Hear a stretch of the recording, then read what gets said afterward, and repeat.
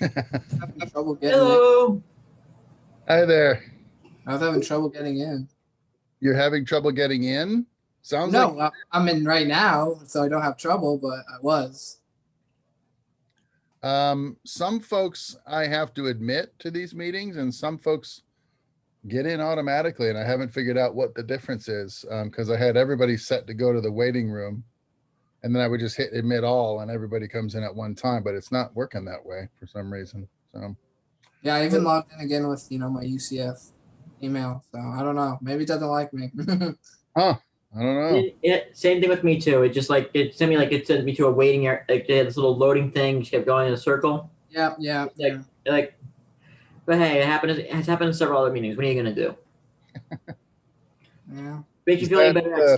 It's not the only class I've had that's had this issue. So Yeah, it's weird. Okay.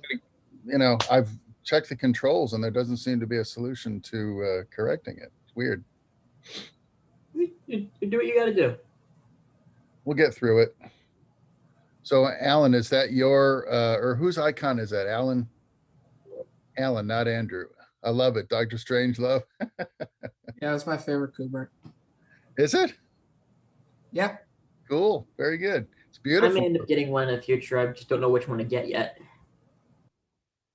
On like Blu-ray or something? DVD? It's on No, Criterion. for this, so it just stops. So instead of showing my name, it shows something else. Oh, a background. Go to your profile. Yeah. It's on Criterion, the Dr. Strangelove. I have it. Pretty cool.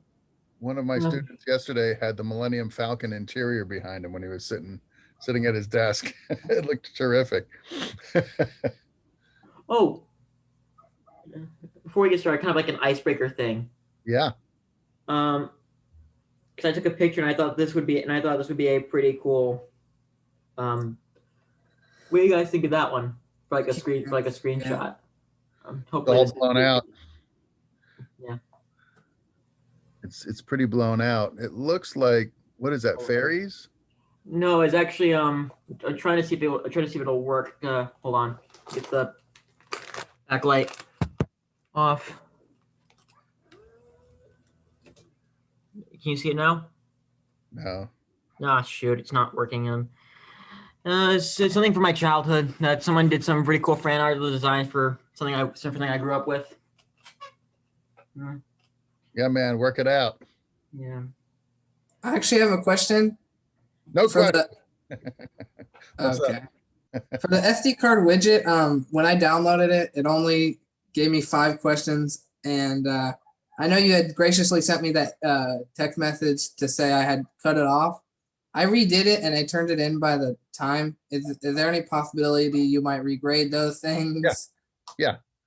Oh, thank you so much. I think didn't I give you a comment and ask you to send it to me in an email or something?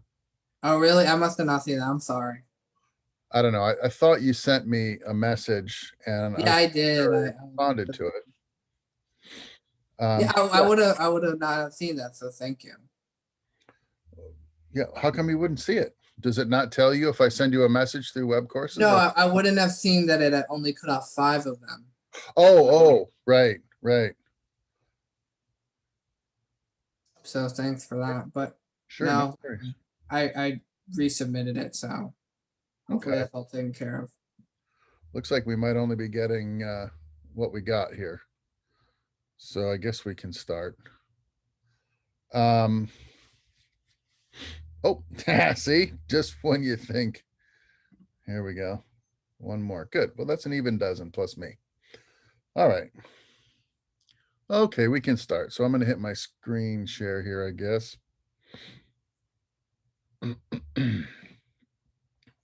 So we are week 5, going to talk about camera types.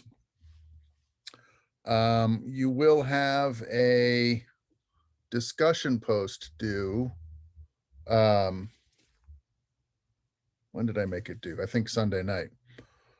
So after this discussion and maybe a little bit of research on your part online, or you may already know the answer to this question, I have a discussion post assignment for you guys to tell me what, first of all, tell me what your filmmaking style will be when, either now or when you get out of school. what discipline you're going to pursue, and then tell me what camera platform you think is going to work for you. So if you don't know the answer to that question already, you might want to do a little online research. It's not hard. I'm going to show you a whole bunch of stuff that we carry at UCF, and the answer to your query might lie on their operational portal. And just respond to a couple of your classmates by Sunday night. So I think I have it where all your discussions are due like Friday night and your responses are due by Sunday night. I guess that's what it is ultimately. So check that out. Should be on web courses. And let me get to, so today I'm going to talk to you about cameras. We're going to build the flagship camera that we have at UCF, the Ursa Mini 4.6K.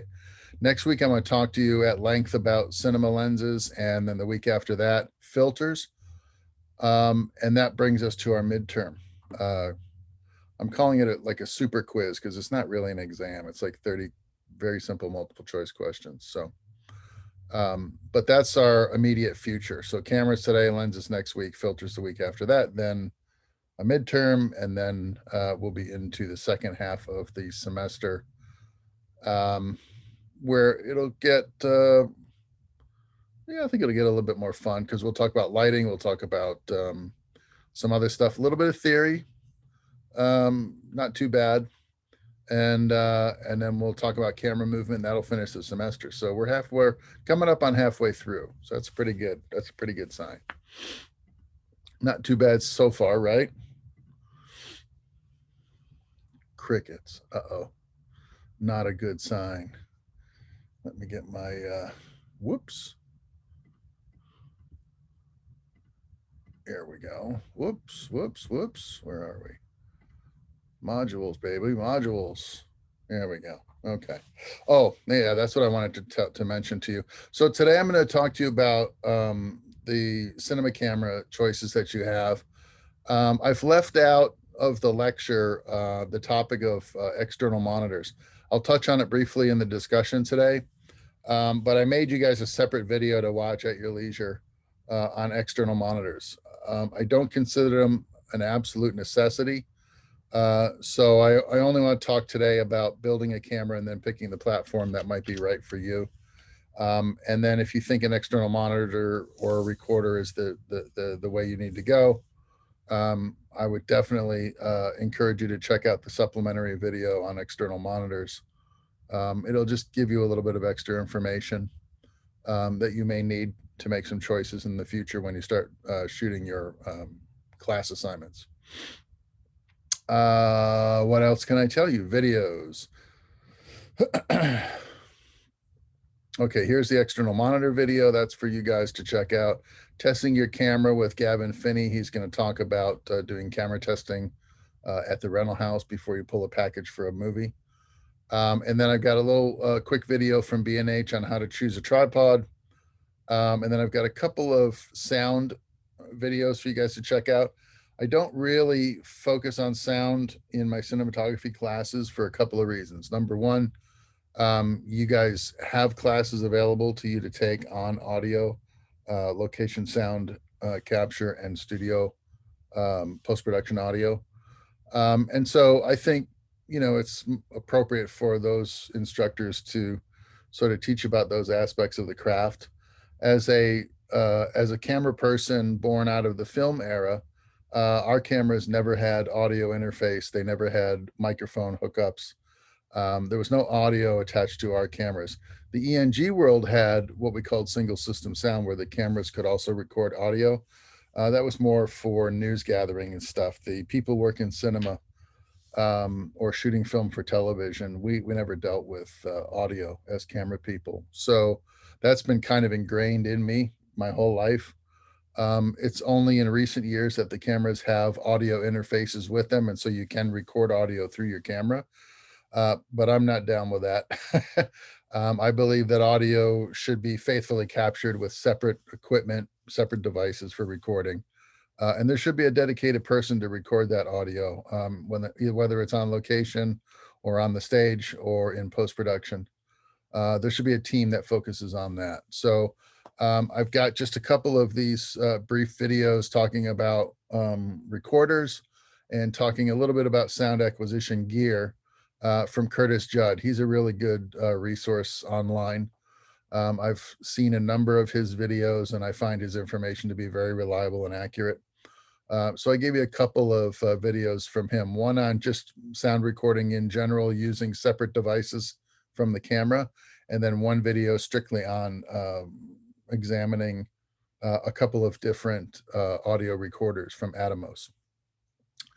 What else? And then I've got Quincy Gardner talking to you very briefly about audio gear in general. So those are your videos for this week. Check those out at your leisure as well. What else did I give you? I think I gave you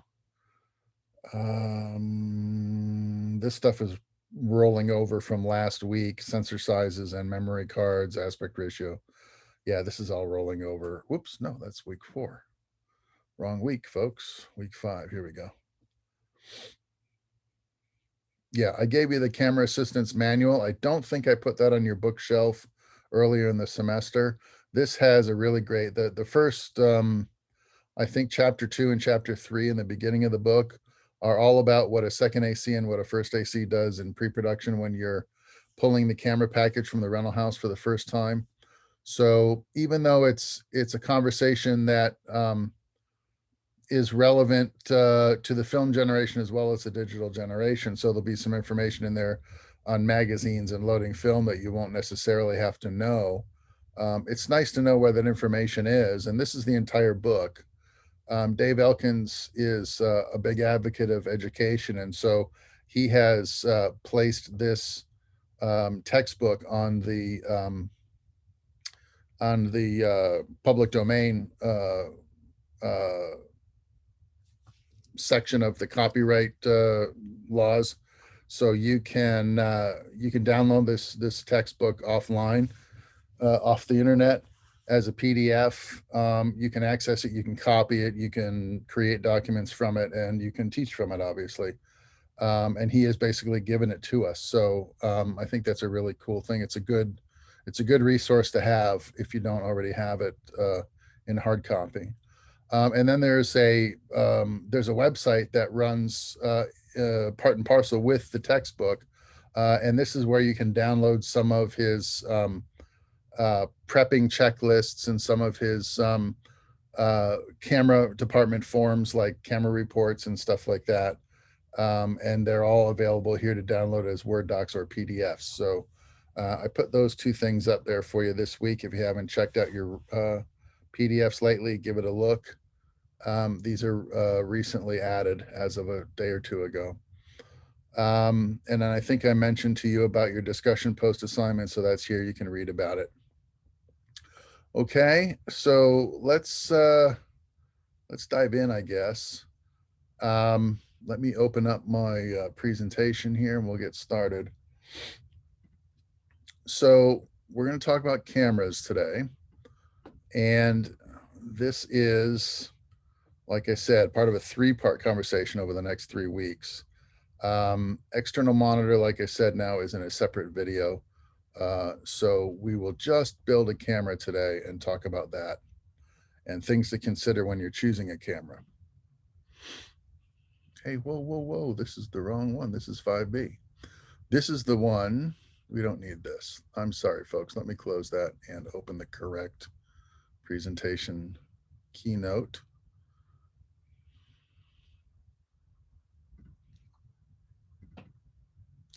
There we go. Now we're talking. All right. There we go. I want to talk to you about the camera today. A little bit about EVFs, attaching lenses, batteries, and then a little bit about the fluid head. So I don't know if any of you are Don Henley fans or if you guys like anything, the Eagles or anything like that, but there's a line in one of his songs talking about building the perfect beast. And that's kind of the name I have for this lecture is we're building the perfect beast. We're building the perfect camera, which is kind of a euphemism because there's really no perfect camera. There's no best camera. I think I've mentioned this to you guys before, that the best camera is the one you can put your hands on right now and shoot with if you needed to. So I just I just find it an interesting notion that people are still trying to figure out what the best what the best video camera is, especially on YouTube. It's really kind of funny. Right here, I've listed a few of the platforms that you might consider using, and any one of these would be equally valid given the right set of circumstances. So your iPhone, as rudimentary a device as it is in terms of a camera, a lot of these can generate some pretty good quality. All right, this one, my phone right here, will shoot 4K video. It has in-body stabilization, so if I'm using it to shoot video, it has its own sort of internal image stabilization. I can download the files as movie files, and I can import them into, any NLE and cut them, edit them, integrate them into other workflows. The only thing about, a cell phone is it's going to be relatively limited. This one, for instance, only has one lens perspective in it. I notice now that some of the latest generation phones, like the new,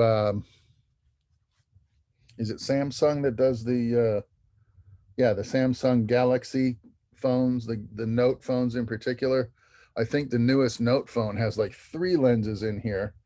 It doesn't, the first generation of phones that offered multiple lens perspectives were taking one lens and then digitally interpolating 1 or 2 other lens perspectives.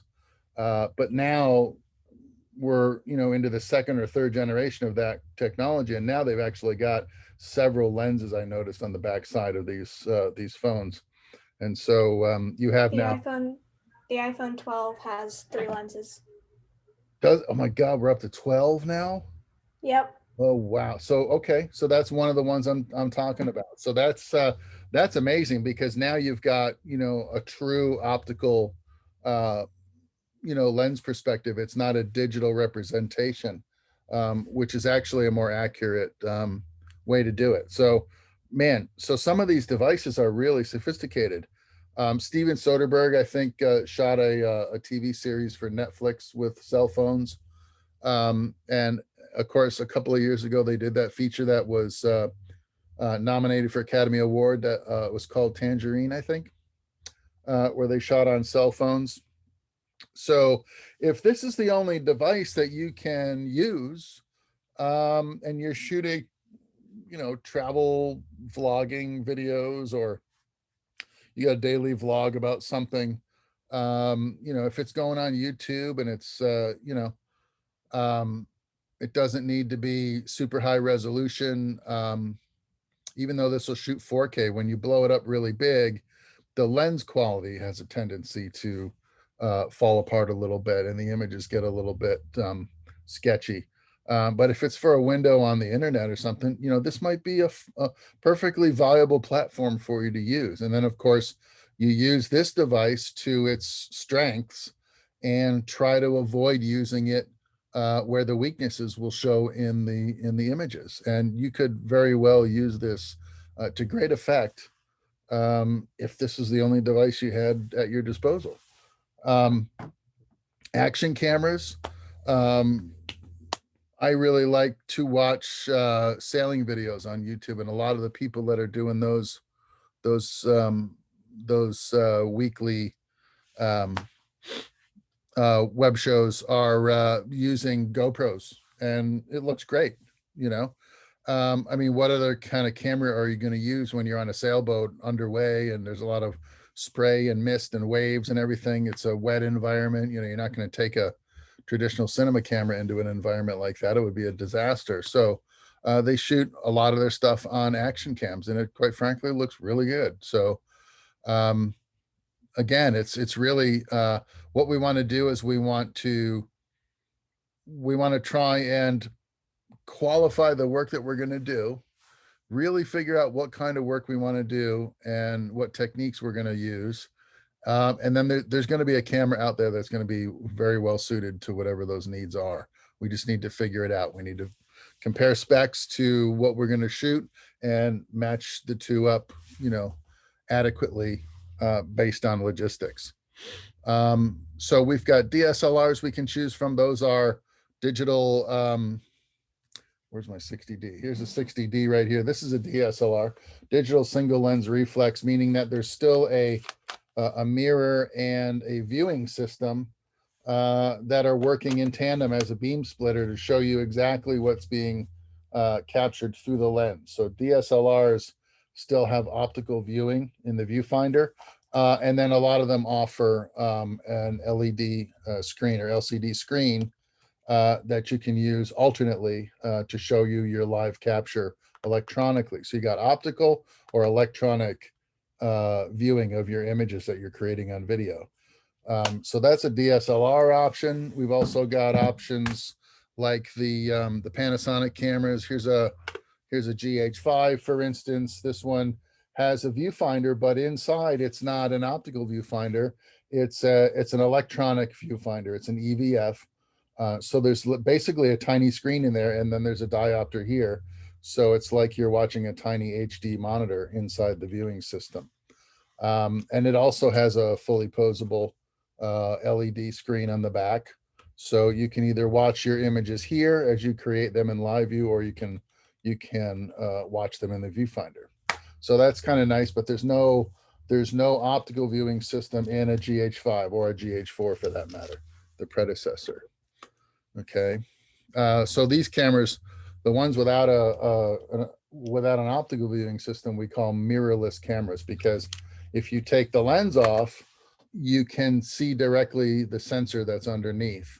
Whereas with the 60D, when you take the lens off, the mirror is in the way, so you can't see the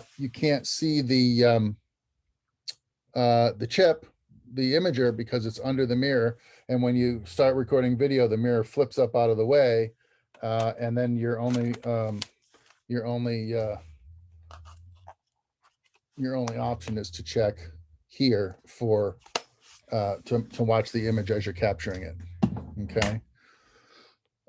ENG cameras. I don't have an ENG camera here tonight, but basically those are like the video cameras that the folks use to capture the evening news. You've seen those before. Usually they have a built-in lens, built-in microphone, and it's an all-in-one device, shoots video, a lot like all these other cameras, but it doesn't have, some of them don't have interchangeable lens capability. The ones that do, they're limited to a specific type of interchangeable lens group, which is not compatible with any of the other cameras I'm going to show you. So ENG cameras are kind of in a category all by themselves. And then we're going to talk about traditional cinema cameras. Like I have tonight the Ursa Mini 4.6K to show you, and we'll build that out in a typical configuration for, say, your capstone project when you're a senior, or if you have to shoot a thesis film for an MFA, you'd probably use the Ursa Minis as well. So let's dive in and see what this is all about here. So identifying your primary use, that's something that I want to keep emphasizing to you, because that's really the criteria with which you're going to select one of these cameras to work with. Okay, you can, I mean, I suppose if money were no object and you wanted to buy your own camera, or, you know, you just rented, but you always wanted to rent the best available, that's one way to go about this problem. But in probably 8 out of 10 cases, you're going to end up with more camera than you actually need by going with the most expensive or with the absolute best specs available. Because most of the time we don't need the best of the specs or the most expensive equipment to do the work that we need to do. So qualifying your need is really, really important. It's especially important if you're going to work professionally and you're going to work with people who are on a budget. So if you have your own production company, or if you're working with a production company creating content, the client comes in and they've got X amount of dollars to do their whole project with, and you have to rent cameras and equipment, renting the best possible specs, the newest possible gear, is going to deplete your budget really quickly. So if you qualify your need and then rent or buy the equipment that is best suited for that need, you can preserve aspects of your budget for other expenses that you're also going to need on some of these commercial projects, props, wardrobe, talent, locations. There's lots of stuff to spend money on when you start shooting professionally for clients that want commercials and commercial video and industrials.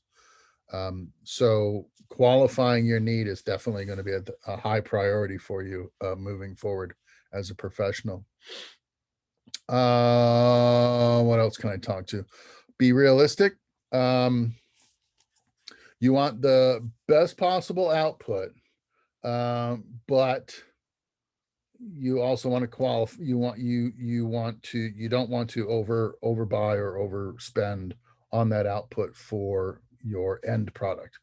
There's very little advantage to renting really expensive cameras, particularly if you don't know how to use them.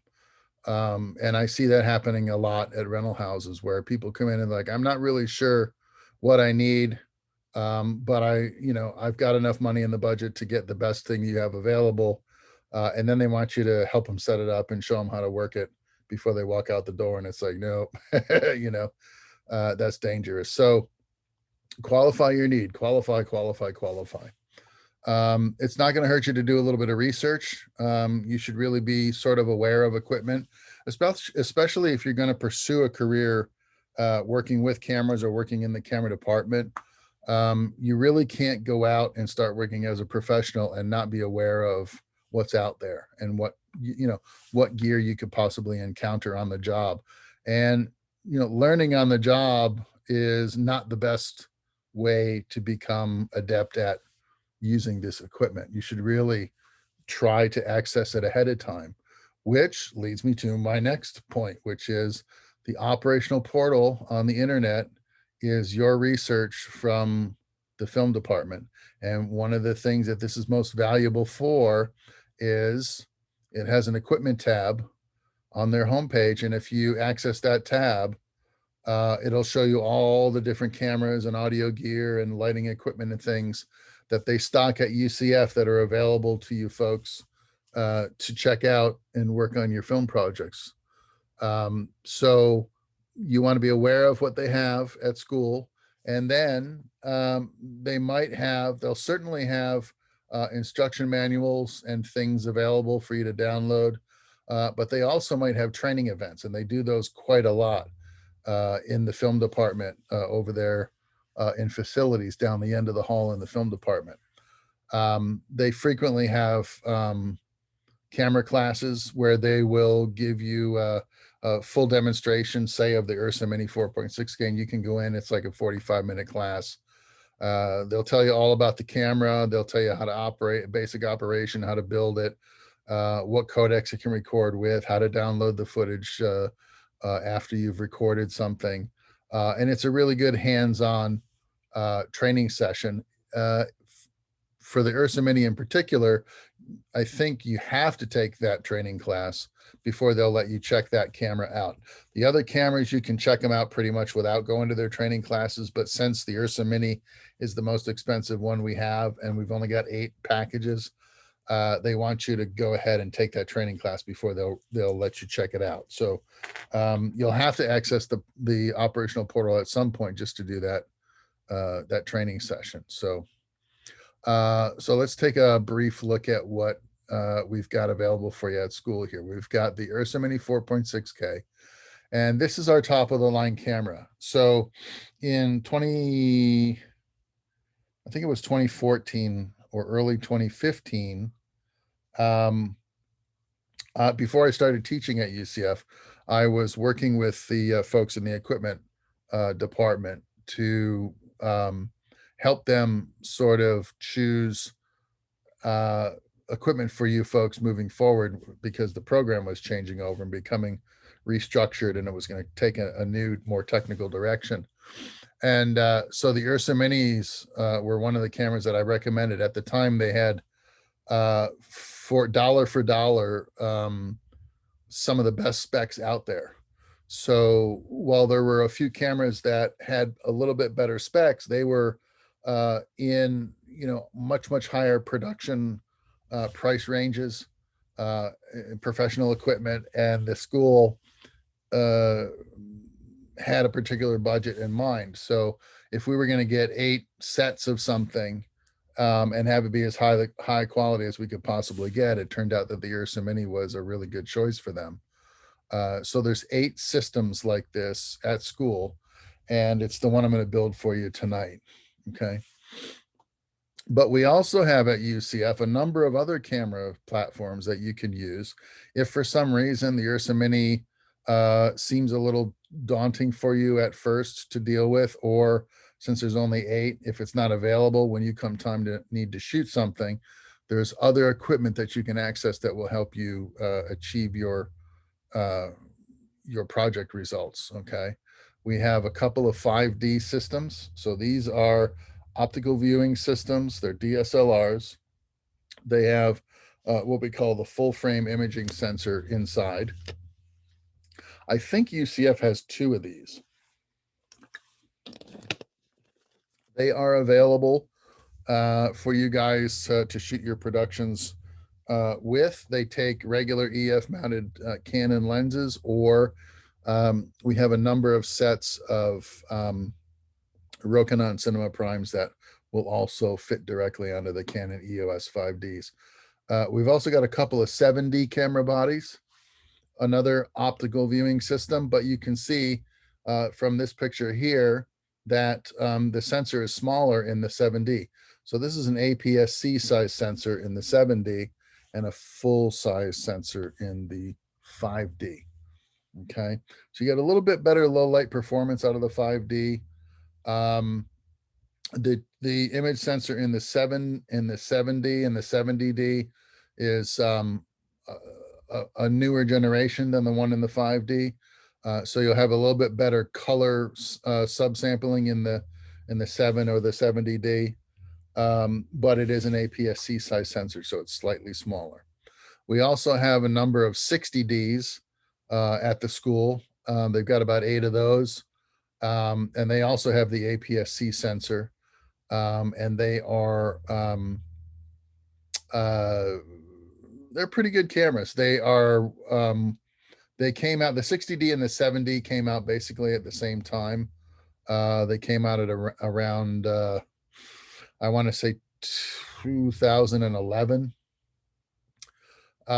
So the video quality and the generation of that chip is right now going on, well, it's 10 years old. So it still performs really well in HD, but none of these 3 cameras, neither the 5D, the 7D, or the 60D, are going to shoot any 4K. Okay. The Ursa Mini shoots 4.6K, and then it downsamples it to 4K resolution. There's one mode, and I believe it's RAW, that you can get the full 4.6K resolution out of this camera.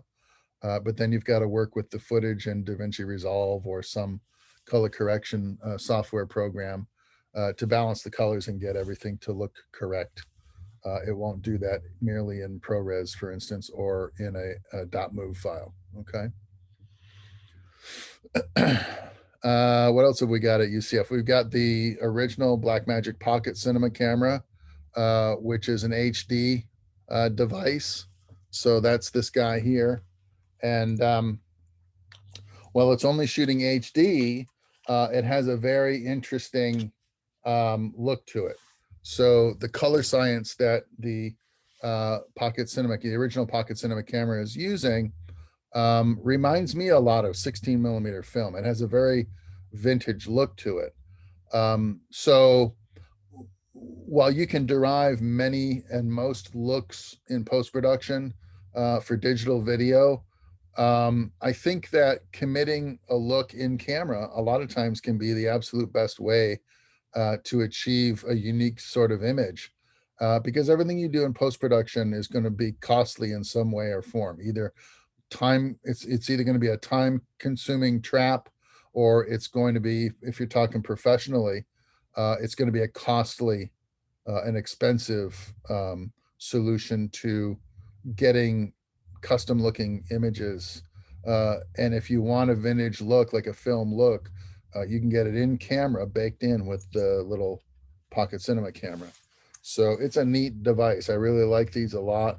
And I even keep a few of these around myself, just just for the, the occasional time when you want to shoot something that has a very vintage look to it.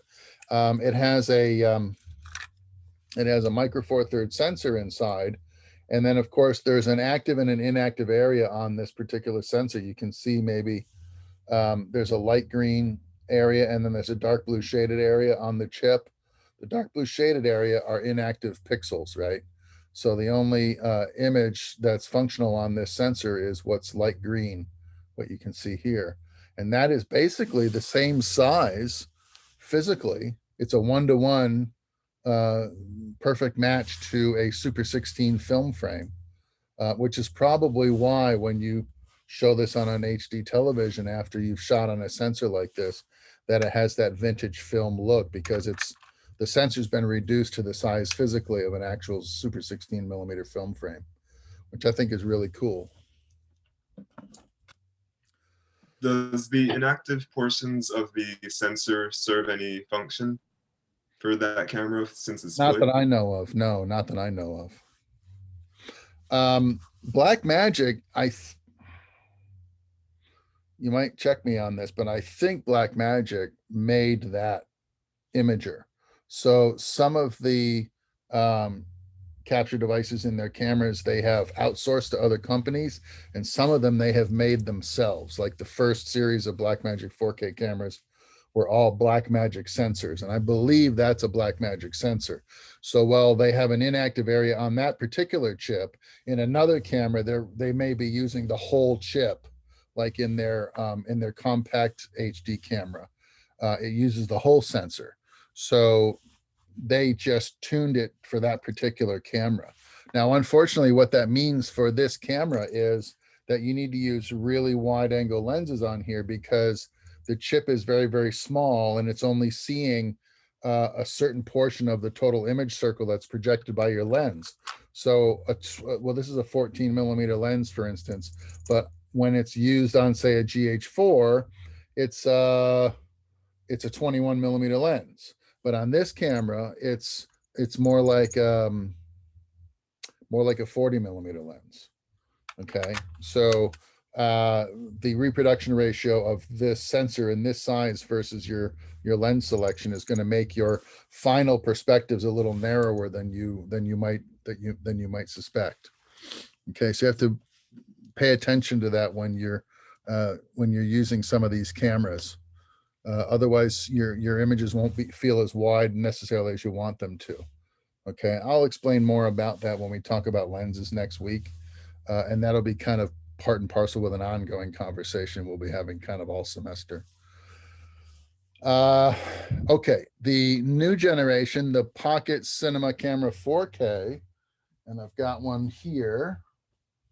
This guy, you guys were scheduled to get a handful of these last year, but the tech fee grant didn't come through. So you didn't get these for this year, but you'll be getting a few of these in the near future. This one has a 10-24 cinema zoom on there. But the camera itself is basically, it's using a 4/3 sensor, which is a little bit bigger than what's in the original Pocket 4K. And it's kind of configured a lot like a still camera, or like the 60D or the 5D, in that it's got a handle integrated into the body style.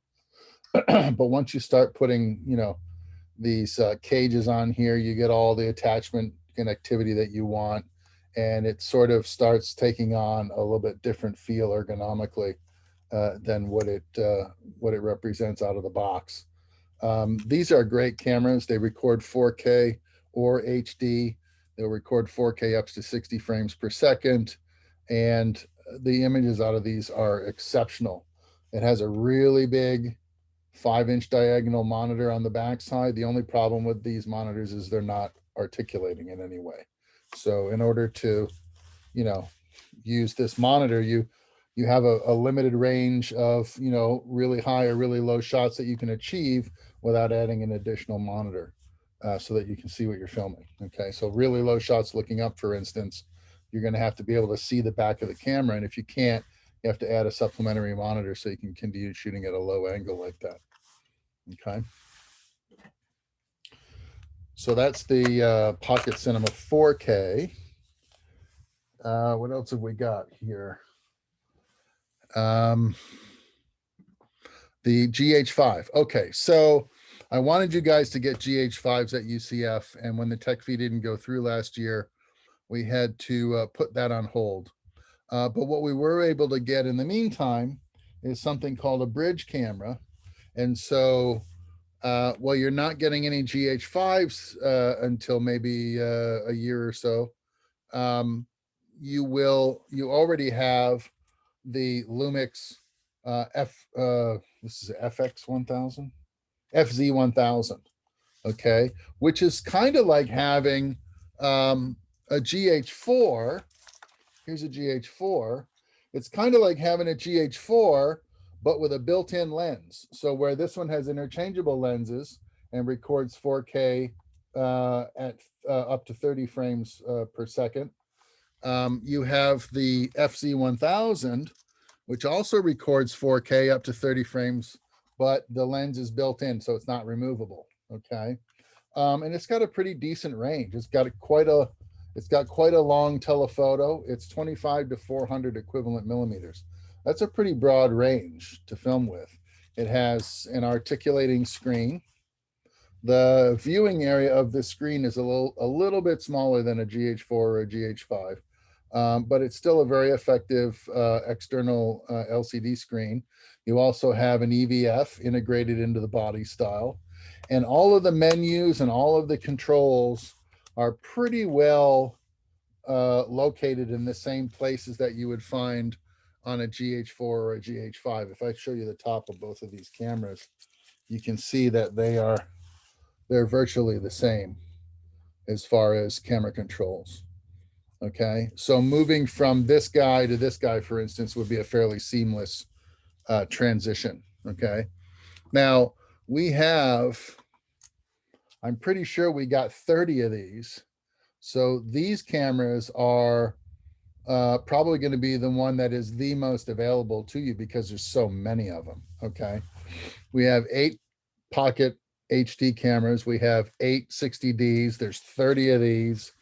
Couple of 7s, couple of 5s, and then we got 8 Ursa Mini Pros. Okay, so that's quite a number of cameras, and they're all slightly different, and we're going to look at them all today, and then we're going to build the big guy. This is a pretty decent little camera. It shoots ProRes. It also shoots H.264, I believe, and the images look really good out of this little camera. So it's kind of a beginning cinema camera, but it puts out a nice image, and it has the Lumix Panasonic Lumix cameras have, I think, a very nice color science to them. It's a very natural looking color science. So I think you'll like those cameras. They're available to you guys right now. You could, if you wanted to go to school and check one out for an upcoming shooting assignment, you're perfectly welcome to do that. It's, as always, on a first come, first serve basis. So I think we have something like 200 cinematography 1 students this semester. So, and there's only 30 cameras. So that should tell you something. So get in there early if you want to check one out and use it for an assignment. But otherwise, I think all of the shooting assignments that I'm going to give you this semester, you could technically do on a cell phone. And I did that specifically because everybody was working from home, and under the COVID circumstances, it places a great deal of strain on some folks to get to campus and check out equipment and stuff. So I didn't want that to be an additional burden. So the stuff that we're going to do in terms of shooting assignments, you could choose something as simple as your cell phone and be able to get adequate results. But I did want you to know that, so there is some of this gear available to you at school if you can make it to campus in order to check it out. Your other option is renting. And when I say renting, I don't mean, we often refer to going to campus and going to the film room and checking out cameras as renting from UCF, but you're not paying them for this. It's all free to you. If you're a student in the film program, there's no cost to checking out gear. But there are professional businesses in the community that rent equipment, and there are a number of them in Orlando, oddly enough. And so if you want professional ENG equipment, there's VER. They're a little south of town off of what's your highway here? I-4, right? Just off of I-4, south of downtown. So if you had a client coming in, say from New York, and they wanted to do a live event and they needed to videotape it, right? They'll bring a certain amount of equipment in from out of town, and then the rest of it they hire locally. So lighting equipment, supplementary grip equipment, supplementary camera gear for the professional performances and for professional recording is what VER is catering to. All right. So they would have like, they have Alexa camera systems there. They have Red camera systems there. They have professional Sony and Panasonic ENG systems there for electronic news gathering. This is the high-end rental facility here in Orlando. Pardon? Would they have student discounts? I don't know if VER does. And the thing about VER is you have to have production insurance to rent from them. So you're probably not personally going to rent from them. However, you might still experience going to VER if you get a job with a production company that does have production insurance and that does rent from VER, and you might have to deal with them anyway. So it's good to know who they are and where they are, because you're probably going to run into them regardless of whether you personally rent from them or not. But you do have to have, I think it's $1 million liability production insurance to rent from VER, because all their gear is high end. They don't rent consumer stuff at VER. These guys, on the other hand, Lens Depot, I believe these are the guys in Winter Garden, and they do rent to students, and they do have student discounts.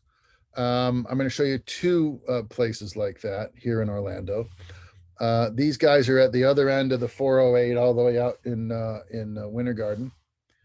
They have a broad range of stuff available. So they got all the DSLRs and the mirrorless stuff. They've got, I think they have Red cameras. They got the Blackmagic stuff out there. They've got professional cinema lenses. They've got, Canon L series glass out there. They've got all the neat stuff, quadcopters, gimbals, the whole 9 yards. Okay. And this is all like prosumer, low-end professional, high-end consumer.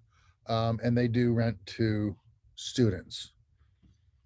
Borrow Lenses is an online group. I think these guys are in Tennessee. And I think these are the guys that also have, no, that's Lens Pal. Okay. These guys I think are in Tennessee. It's all mail order. So if you wanted to rent, say, a Panasonic GH5 from them, because we don't have them at UCF yet, you could do that and they would ship it to you. Everything's done over the phone with credit cards. And then when you're done with the gear, you just ship it back to them. So Borrow Lenses is a national company. They have a good reputation. In fact, all of these companies have good reps. I wouldn't tell you about a company that was sketchy. It's just not worth my time. These guys, the Lens Pal.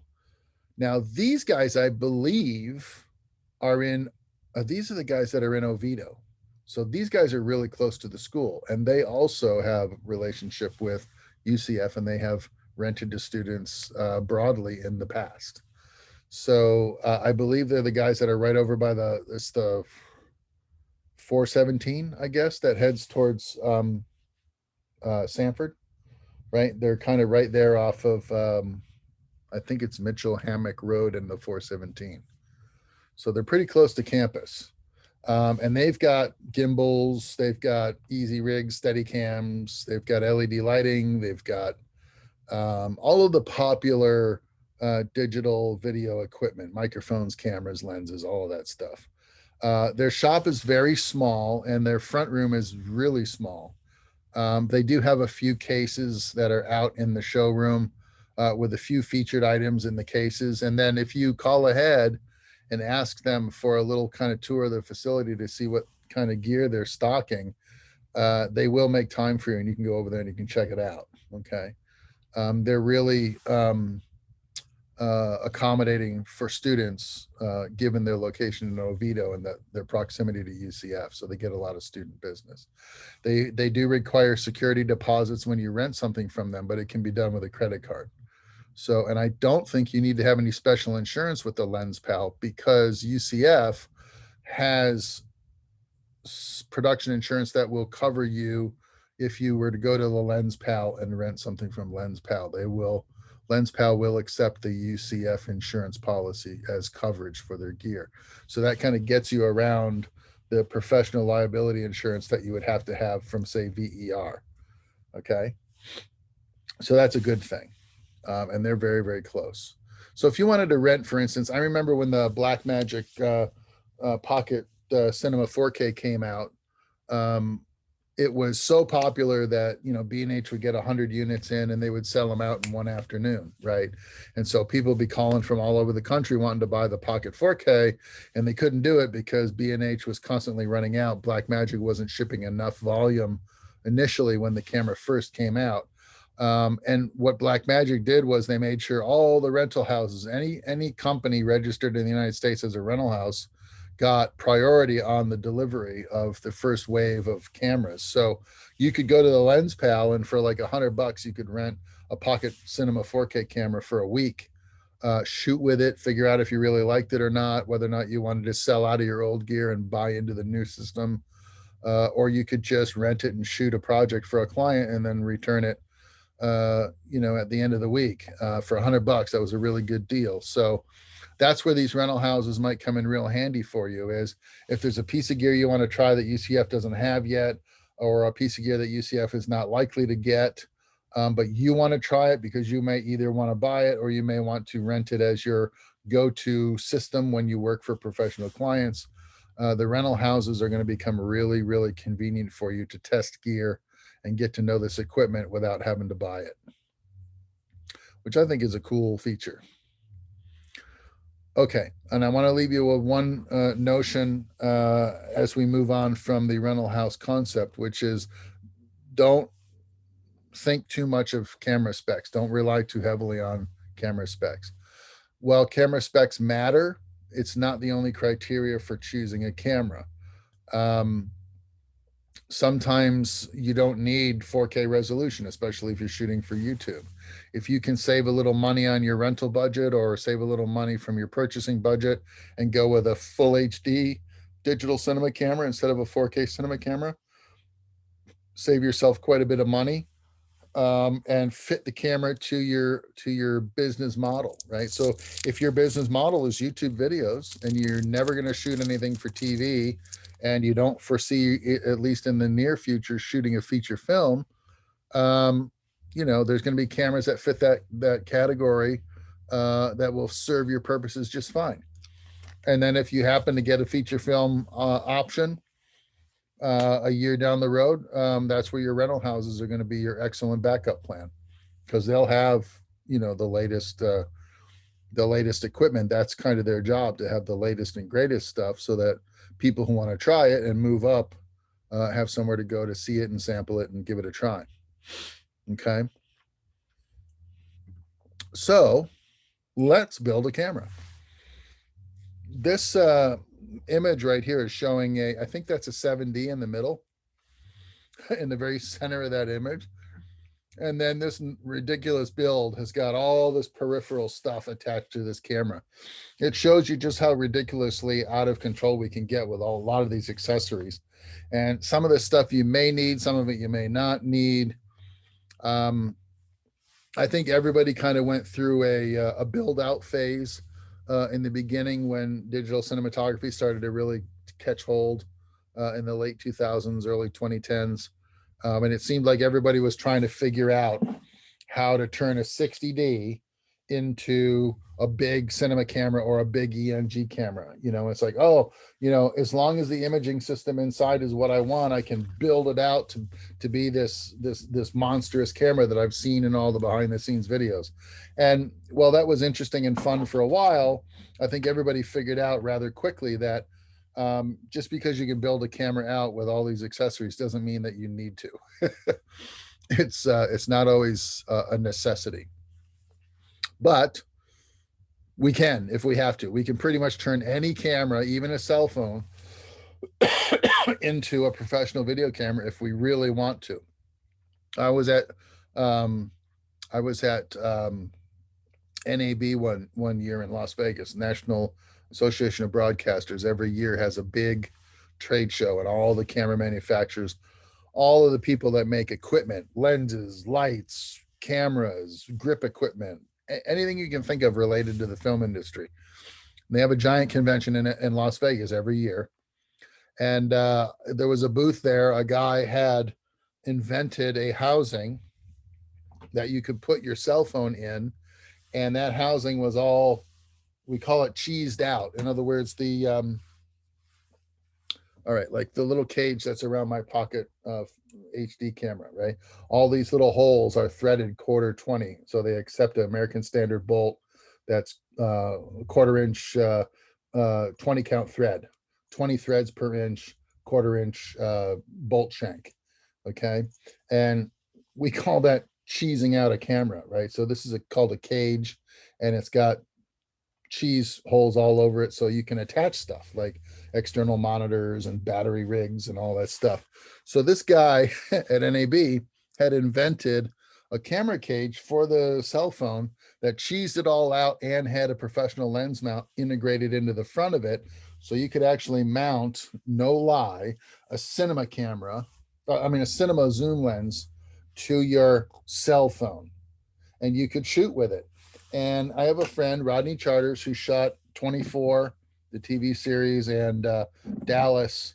And he tested this rig, and he's like, man, it was pretty awesome. And he sent some ridiculous pictures back of like a cell phone mounted to this giant Optimo cinema zoom lens that they had rented for the TV series to shoot with. And it was just ridiculous looking. But the notion that you could attach something as bizarre as a massive cinema zoom lens on your iPhone was, it was a mind-blowing concept. And everybody's like, okay, this is what's happening. We're entering an age of technology now where anything is possible, and we just need to ask for it, and the manufacturers will come up with the plan. When we realized that, the industry kind of went and kicked into high gear, and we have had some amazing breakthroughs in cameras ever since. It's a really good time to be a filmmaker right now because the technology seems like anything is possible. And what is counterintuitive right now at this moment in time, and I guess it's for other broader reasons globally, for instance, the prices of this stuff, instead of, going incrementally higher and higher and higher, are going down and getting lower and lower and lower, because they're being mass produced in places like China instead of being hand produced in the United States in low quantities, which drove up the list prices on a lot of cinema equipment. The fact that they're now being mass produced in places like China means that we can have things like, cinema zooms for, 1/10 of what the price used to be. So that means rental houses have more gear available. The cost to rent that gear is lower. The access to the equipment is easier. It's cheap. You can buy it if you want to own it instead of renting it, and then rent it to your clients yourself instead of renting it from somebody else and then passing that expense on to your client.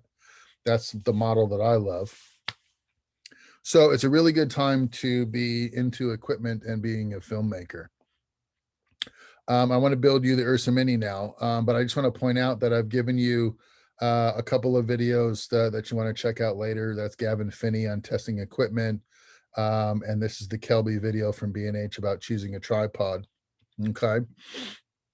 I want to build the camera. And while I do that, I'm going to talk to you about the tripod, the one that I've got here, and the ones you should consider when you're renting equipment. I'll talk to you a little bit about lenses with a broader conversation next week. And then we'll talk a little bit. I've got an external monitor to show you, a couple of those to show you. And I'm going to avoid, for the most part, the audio discussions for obvious reasons. All right, so let's talk about the Ursa Mini. I'm going to stop for the moment, I think, my screen share so I can see all your bright, shiny faces.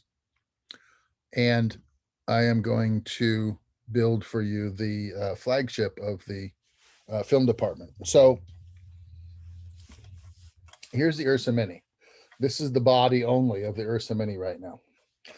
It comes with a side handle and a top handle, which are normally not connected, but UCF puts them in the Pelican cases with the side handle already installed and the top handle already installed. Okay, so you'll pull it out of the box and this will be the part that you will have in your hand. Okay, can you see that all clearly?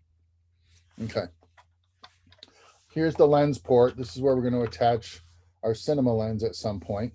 Okay, it's a Canon EF native port. So cameras have different lens connectivity. Some of it is compatible with Canon EF systems because what has happened in the digital generation is professional photographers who were shooting photographs and the first wave of like AP news photographers that picked up the 5Ds and started shooting video so that CNN could have a website, a news website, in addition to a broadcast television show. Or if they were a Reuters photographer and they were selling photographs to the the New York Times during the day, shooting video and selling that to the CNN website at night. Okay, they were using the 5Ds, and those guys had a lot of Canon brand lenses to work with. And so what the video manufacturers started doing is putting Canon native lens flanges on the digital cinema cameras so that the folks that had that gear already didn't have to buy a whole new set of lenses just to move into a system like this. If you had been shooting on a system like this, right, you could take the lens off of your still camera and put it right on your cinema camera and it would work. It's not a perfect marriage, but it would work, and it would save you a lot of money on glass in the beginning. Okay, so that's why this has a Canon native lens flange on it. This flange, this lens mount, is Canon EF. Okay, it's the same lens flange you'd see on a 5D. Okay. All right, so I'm going to take this guy, and the first thing I want to do is I want to mount it to my tripod, and I've got a Manfrotto 516 here.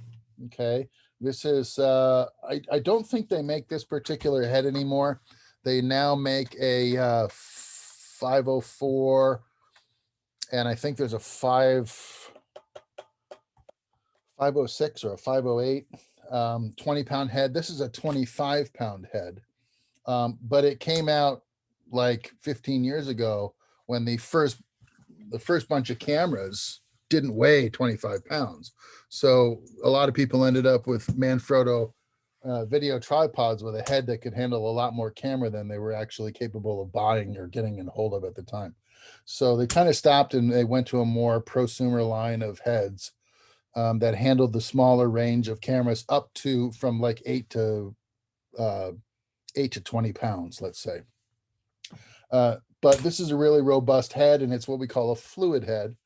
If you watch that Kelby video, they're going to explain what a fluid head is. Basically, there are oil cartridges in this head, and if you want to pan or tilt your camera while you're filming, it offers a nice, even, steady tension that will work against your hand so that if you're doing a panning shot, it'll be nice and smooth when you record it, and it won't be herky-jerky like it would be if you're using a wonky little photo tripod that doesn't have any fluid resistance in it.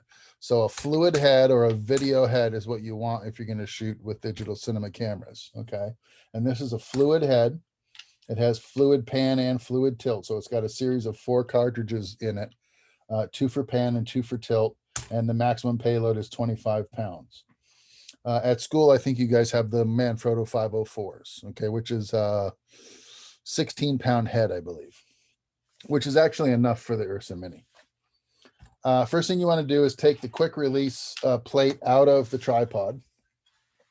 So you'll hit the release button and pull the plate out, okay? All of the video tripod heads have them. You got to pull it out and you got to mount it on the bottom of your camera. Now, the Ursa Mini has a couple of special plates that go along with that camera. The first plate we're going to want is what we call the Sham Plate, and that's this guy right here. Now, this happens to be a video ENG tripod accessory, okay? A regular news gathering video camera will use a plate just like this to attach to a tripod. The benefit of this, though, is it's a very quick and easy way to get your camera off a tripod. If you want to go from tripod work, like panning and tilting for some wide shots, grab the camera really fast without the tripod, throw it on your shoulder and run over and get a handheld shot. The ENG guys do that all the time. You probably see it on the news all the time. They got the tripod set up, the camera's in the tripod, they're shooting a talking head interview like at the Capitol, let's say. And they're interviewing a staffer who's talking about how the senators are all in doing a vote about some interesting thing that we all want to know about.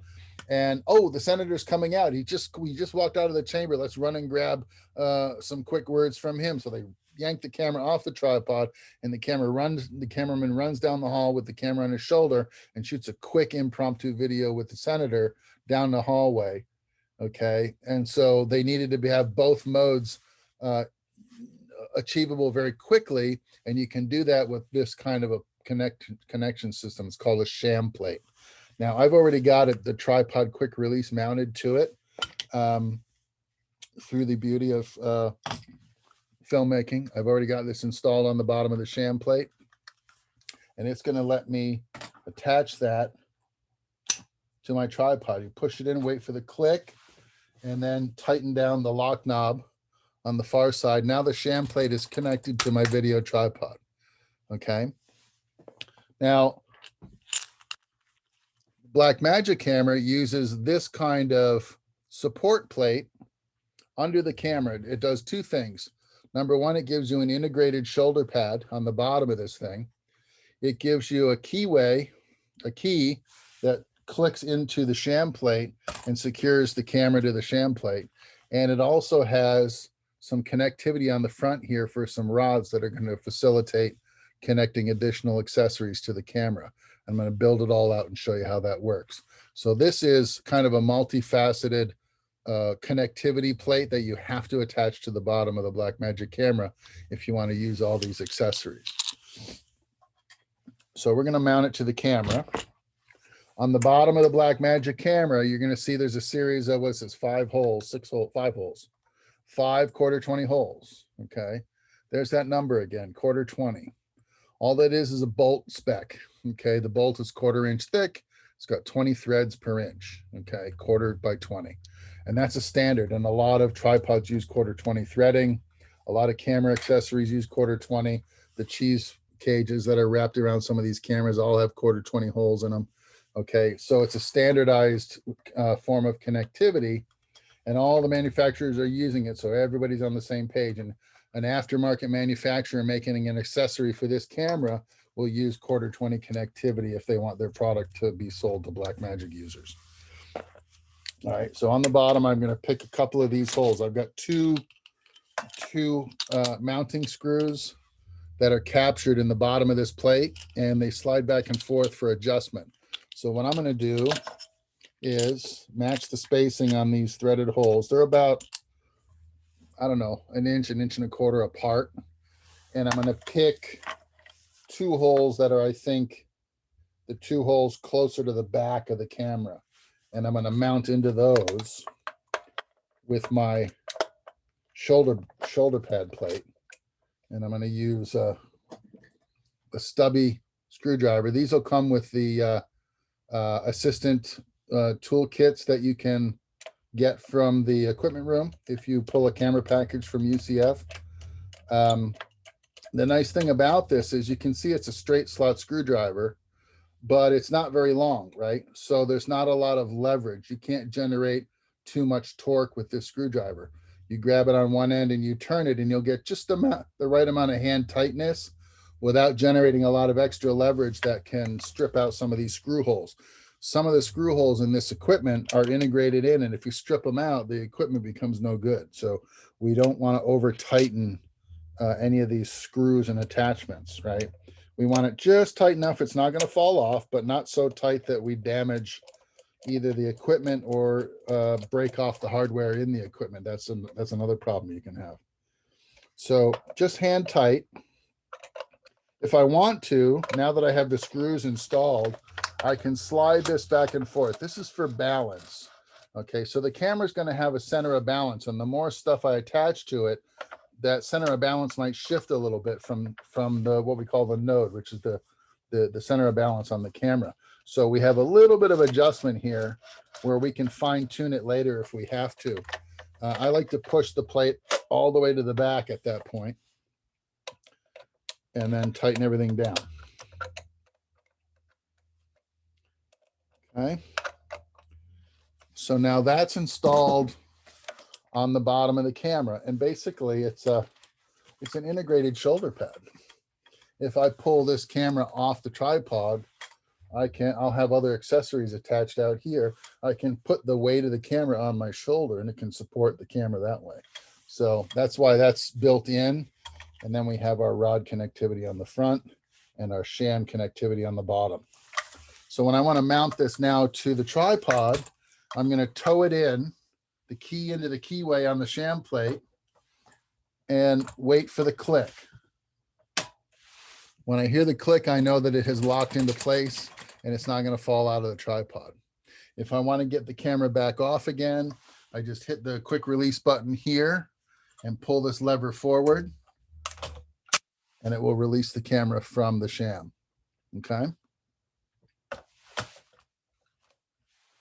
Okay, so that's now mounted in there. It's not going to fall out. The first thing we're probably going to want to put on is the battery. So here's an Anton Bauer professional. This is a lithium ion battery. It's a Dionic 90. Okay, this is 90 watt hours. Okay, so this will give you about, I don't know, maybe an hour and a half, 2 hours of recording time. When you check out an Ursa Mini from UCF in the Pelican case with the camera body, there's going to be 3 or 4 of these. So they're going to send you out with enough batteries to shoot all day. And they also give you an accessory battery charger. So you can charge these up overnight and you have power again for the next day. They have a little LCD indicator, which will tell you what the battery life is left on the cell before it's going to die. This one says 71%.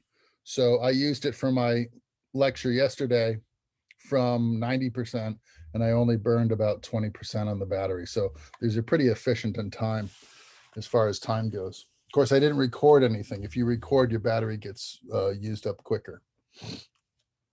All right, on the back end of the camera is the Anton Bauer battery plate. Okay, so it's designed to receive an Anton Bauer battery, and this is what we call a gold mount. So it has 3 gold lugs on the back side of the battery, and what they'll do is slot into the battery plate, click into place. Here's the 12-volt contacts right here, and it locks the battery onto the back side of the camera, and it's a very secure locking battery at that point. It won't come off unless you push the release button and take the battery off. So I'm going to put it on, match the lugs up to the lug holes, and then I'm going to slide it in and listen for the click. Okay, and that's on. So now our battery is in place on our Ursa Mini. Okay, now let's put a lens on this bad boy. I have here a couple of lenses. I'm going to start with a Rokinon Zine. Okay, so this is a professional cinema lens. It's a 50 millimeter, and it's what we call a cinema prime lens. A prime lens is a lens that can't be adjusted or reconfigured. It has one perspective, 50 millimeters. Interesting thing about 50 millimeters is if you put it on a camera like a 5D with a full-size imaging sensor, the perspective that you get from a 50 millimeter lens is basically what you get with the human eye, without any peripheral vision or any side vision, right? Looking forward, the human eye is basically the same magnification as a 50 millimeter lens. The sensor inside the Blackmagic Ursa is not quite full frame. It's slightly smaller than full frame. As a result, and I don't know if you can see the sensor in there or not, as a result of this being slightly smaller than a full frame chip, like inside a 5D, there's a magnification ratio or a reproduction ratio that turns this 50 millimeter lens into about, what's 50 times 1.47?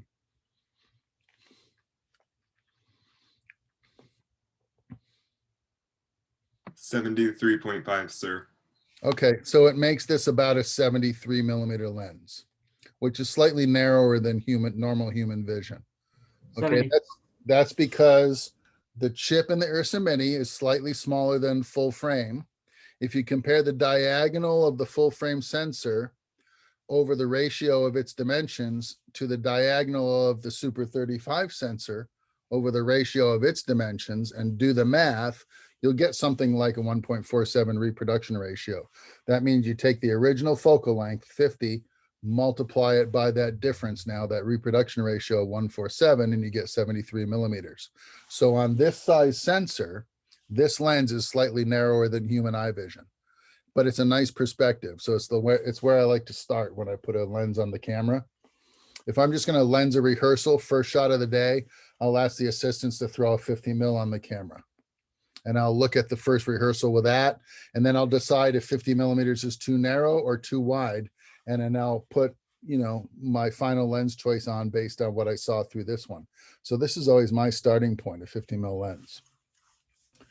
So in other words, the 50 milliliters basically like the original copy for a shot, I guess.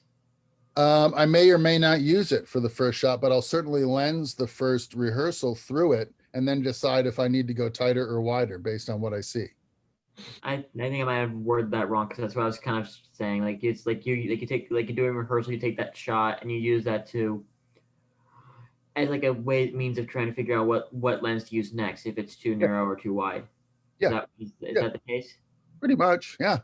You got to start somewhere, right? Yeah. So I start with a 50 and then I see what it looks like. If I like it, I might wear it. If I don't, I'll ask for something else and then we'll just put that one on. That's where a zoom lens is kind of nice because you can adjust it to a variety of different perspectives in the same lens just by moving a zoom ring back and forth. This has only one point of view, 50 millimeter lens. So the advantage to a lens like this, though, is it might be more efficient in low light than a zoom lens. So there's reasons why I might choose this lens over a zoom lens. In most cases, it's because of the lighting, the available light. Okay.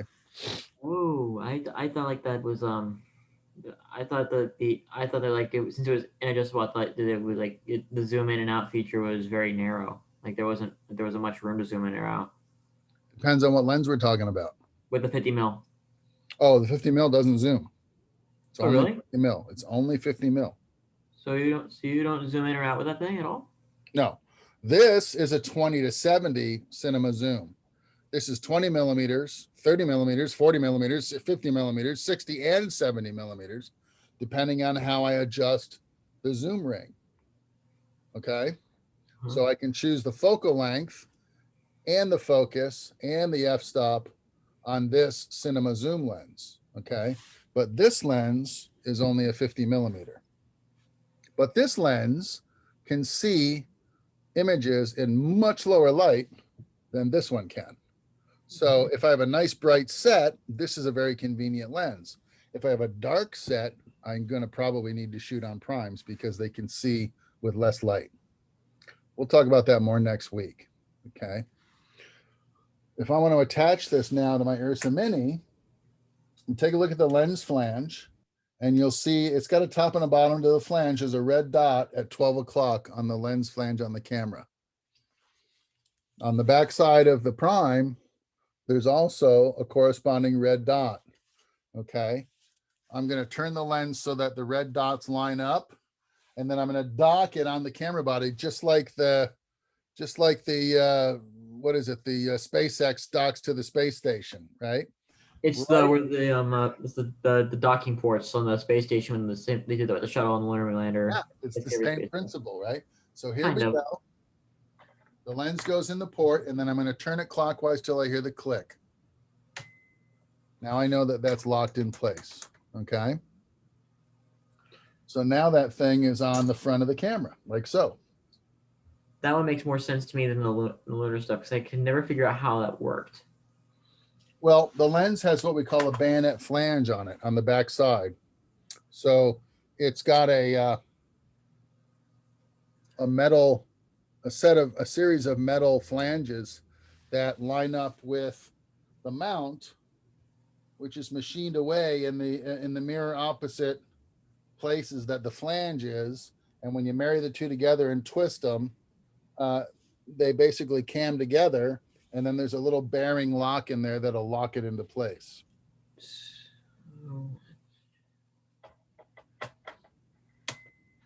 That's it. So there, it's on there now. And we could shoot with the camera built like this, just like that if we wanted to. We don't have to go any farther than that.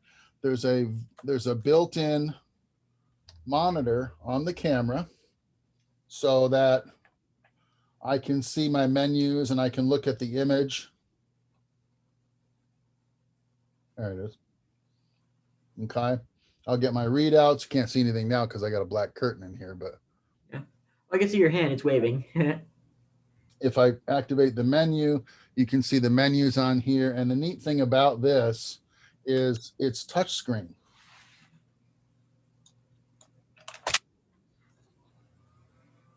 All these menus on the electronic viewfinder on the LCD is touch. Okay. So I can activate the recording codecs. I can activate a compression scheme. I can pick a frame rate. I can pick a shutter angle. I can do things with audio control adjustment. I also have manual controls inside the camera cavity under the viewing screen. So these are all of the audio trim pots for the gain, for the microphones right and left. We have playback menu buttons. We have record menu buttons. What else have we got in here? Menu access. We have focus assist schemes that will come up on the viewfinder here. And basically, it's pretty neat because having a touch activated screen, even in shooting mode, makes this camera really easy to use. So if I wanted to change, for instance, my color temperature balance from indoor to outdoor color balance, I just touch the value in the top of the screen. It brings up some finger sliding controls at the bottom of the screen, and I can adjust the way the camera sees color, whether it's warmer or cooler, just by sliding this little finger adjustment back and forth. And then when I'm happy with it, I'm done. That's it. And I can start shooting. So it's kind of neat to have a camera that's touch activated like that. I really like it. And the menus are really simple and easy to understand. The other thing that's inside this cavity under the viewing screen is the media slots right here. So this camera takes two CFast media cards. So we talked about media cards last week. Yeah, the SD cards. CFast was one of the types of media that were available on the market. Because this has a high bit rate, it needs to use CFast cards, but it'll take two of them in here. So that's kind of a nice feature. So we could shoot with the camera configured just like this. We have a viewing screen, a battery, and a lens. That's all you really need. You can run out and start shooting stuff. But I'm gonna put a few more gimmicks on this thing to really kind of dress it up for an average day of shooting. The first thing I'm gonna want is, instead of using the flip out monitor, I'm gonna put an electronic viewfinder on this thing, because if you're shooting outside and it's a really bright sunny day and you have the camera pointed in a direction where the available sun is striking this EVF monitor, or this LCD monitor, I'm sorry, it can be very hard to see because the monitor is not that bright. So a nice solution to that is an EVF, or an electronic viewfinder. And I have one here for the Ursa Mini, and it comes in the camera case with the body when you check it out from UCF. So this is an electronic viewing system with a little screen inside and a diopter. And this is showing you a full resolution 1080p image inside this electronic viewfinder. That's kind of rare. Most EVFs on the market are only showing you about 900 lines of resolution. So this is giving you full HD resolution inside this little viewfinder. It's kind of nice. We got two cables coming off of it. One is to take video signal from the camera and project it in here. And the other is to take power from the camera to power up the device. The device has some control over certain menu items from the camera itself. It has a focus peaking control, so you can see if your image is in or out of focus when you hit this button. It has a menu display button here, so you can access the menu systems and see them come on the screen inside the viewfinder instead of over here on the LCD. And it's also got a zoom feature so that you can zoom the image in and look at it magnified to check for critical focus. I think you can also look at a waveform monitor in this viewfinder as well. There's a way to program that in here. And the other feature that the EVF has, I don't know if you can see this here or not, it has a diopter and it can be adjusted. There's a little witness mark here, and you can turn the diopter so that somebody like me that wears glasses, for instance, this one's really hard to turn. I wear reading glasses, right, when I want to see things up close. If I try to use the EVF without my glasses, the image is going to be blurry inside. So I can set the diopter to my prescription magnification here, and there's a little numbered readout that corresponds with this little witness mark. So if I was the DP of the shoot and we were using this camera and you were the camera operator, Andrew, say you don't wear glasses.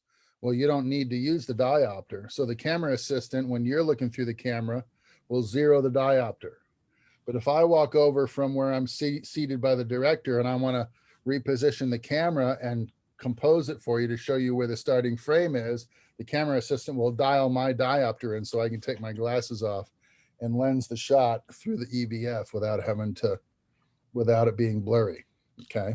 I'm kind of a bad example in my opinion because it depends on the time of day because depending on where the sun is right in that point, I have to wear glasses mainly because of my photosensitivity. Which depends. Bad example. All right, you see the end of this? You see how it's kind of dovetailed here? On top of the camera, under the top handle is a hole that corresponds to that shape. I'm just going to slide it in there and lock it down with this retaining screw. So it slides right in there.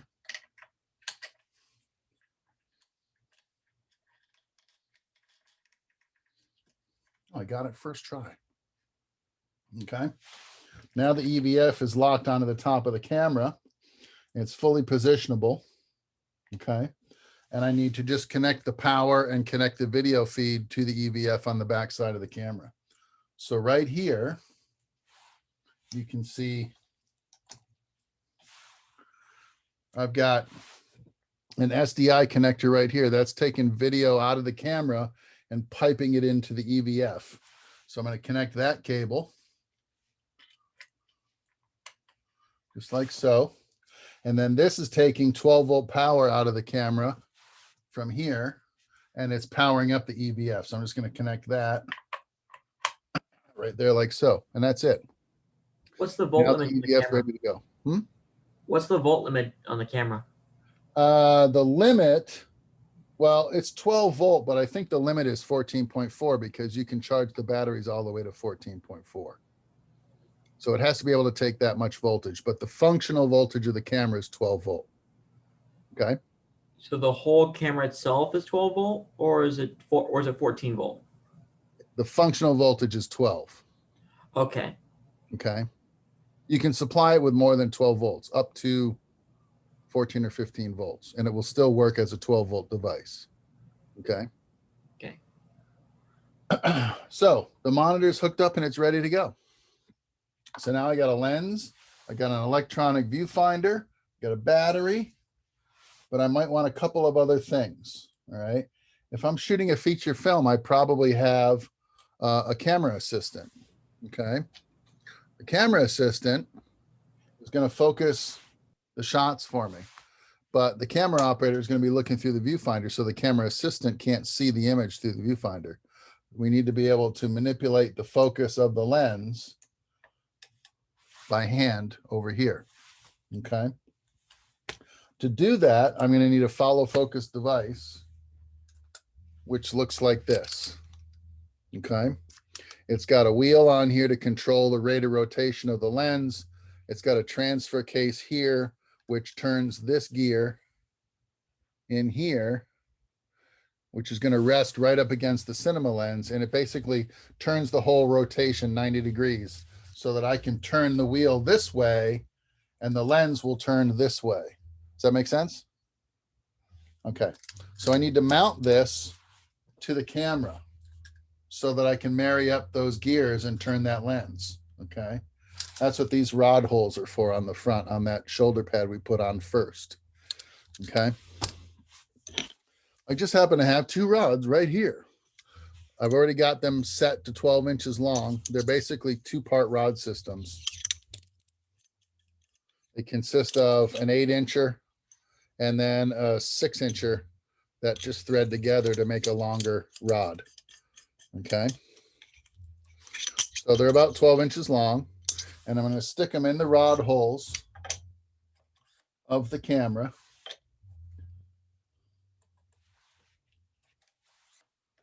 Until they bottom out inside.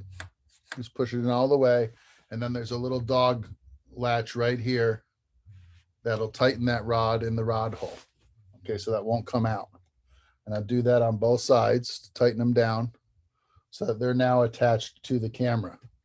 Okay, so now I have what we call a rod bed attached to the camera, and that's where I'm going to attach my follow focus, just like so.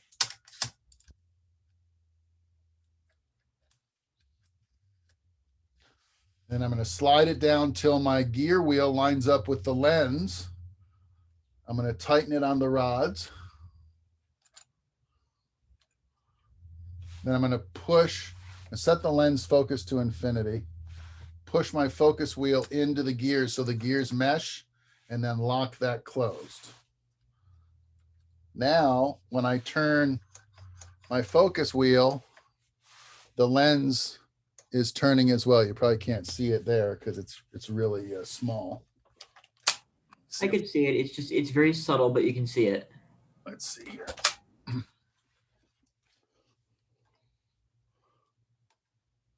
See that?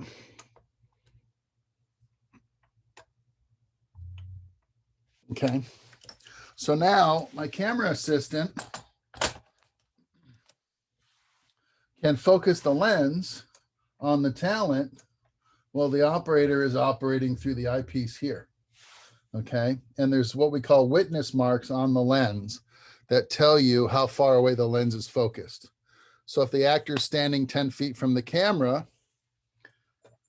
I'm going to verify that with my little soft tape measure, right? I'm going to hook it onto the camera somehow.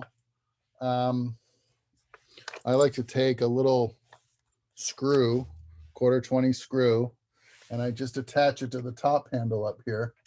Just thread it in so I have a little place right there to hang my soft tape. And then I'll take my soft tape. It's got a little stirrup on the end of it. And I can pull this out to where my actor or actress is standing and check the measurement on the soft tape.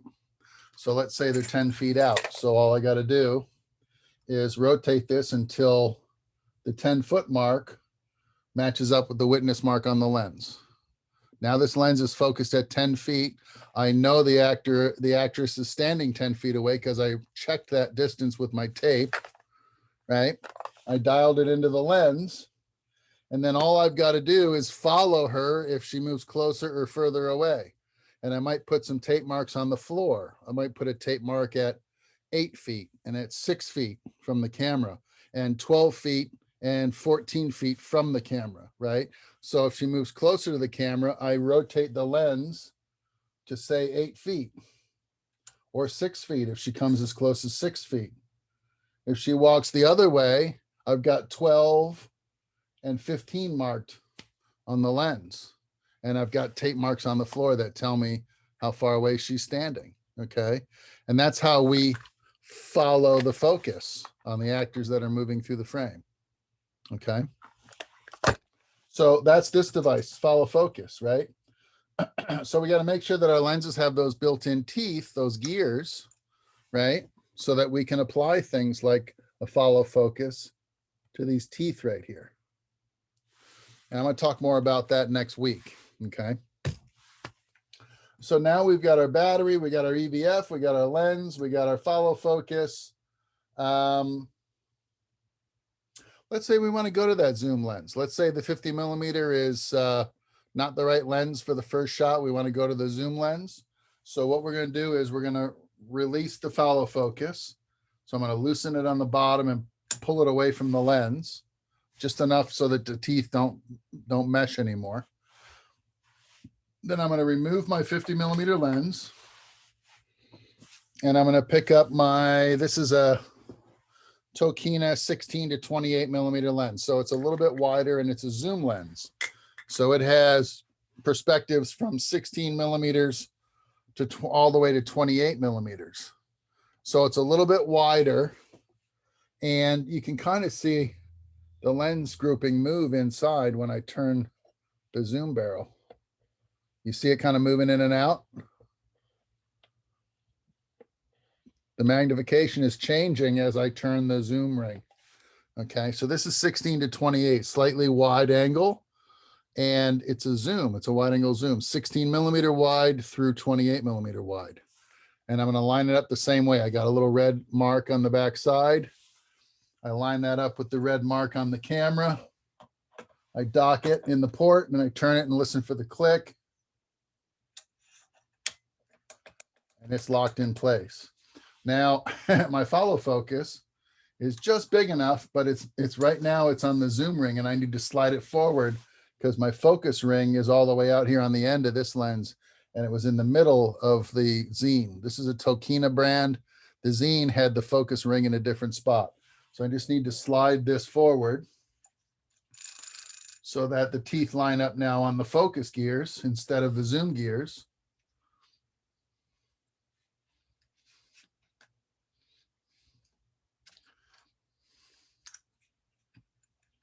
And now I'm focusing this zoom lens like I was focusing the 50 millimeter. Okay. Now, in a week or two, I'm going to talk to you about filters, quite a lot about filters. But I'm going to show you the device that holds the filters onto the camera now because it does more than just hold filters. It also acts as a sunshade. So here is something that we call a matte box. And the matte box attaches to the front of the lens and the rods at the same time. And when it does that, when it connects in two places like that, it makes the whole camera one integrated piece. So all the accessories we've added to the camera, while they themselves are locked on, will then become integrated and locked together with the matte box. And it makes it all one sturdy system. Okay, so it has a retaining ring which slides over the front of our cinema lens. Is that going to fit?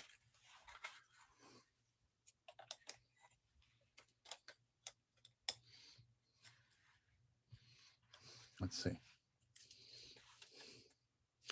Yeah, it's got to be that way. Let's do this.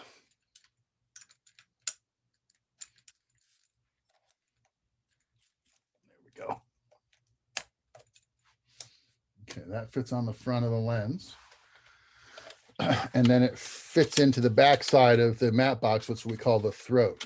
Okay, and then these little holes, these little rod receivers are going to slide right over the top of our rods on the bottom, just like so. And then that whole thing just sort of clicks together like that. And then we lock it down back here with another little drag lock. Okay. And that's our matte box now, attached to the front of the camera. And this is a completely built camera. Now, I had to move my follow focus out of the way in order to get the matte box on, but fortunately, I have a follow focus that will allow me to change where I have that little gear. So right now the gear is on the, what I would call the back side of the follow focus, and I want to put it on the front side, on this side of the transfer case. So all I've got to do is take off the locking screw and basically move my gear from the back side to the front side of this follow focus. And then I'll pop it back on the rod bed. So the gear comes right off and goes on the front side, just like that. And I lock it back into place with this little blue locking screw.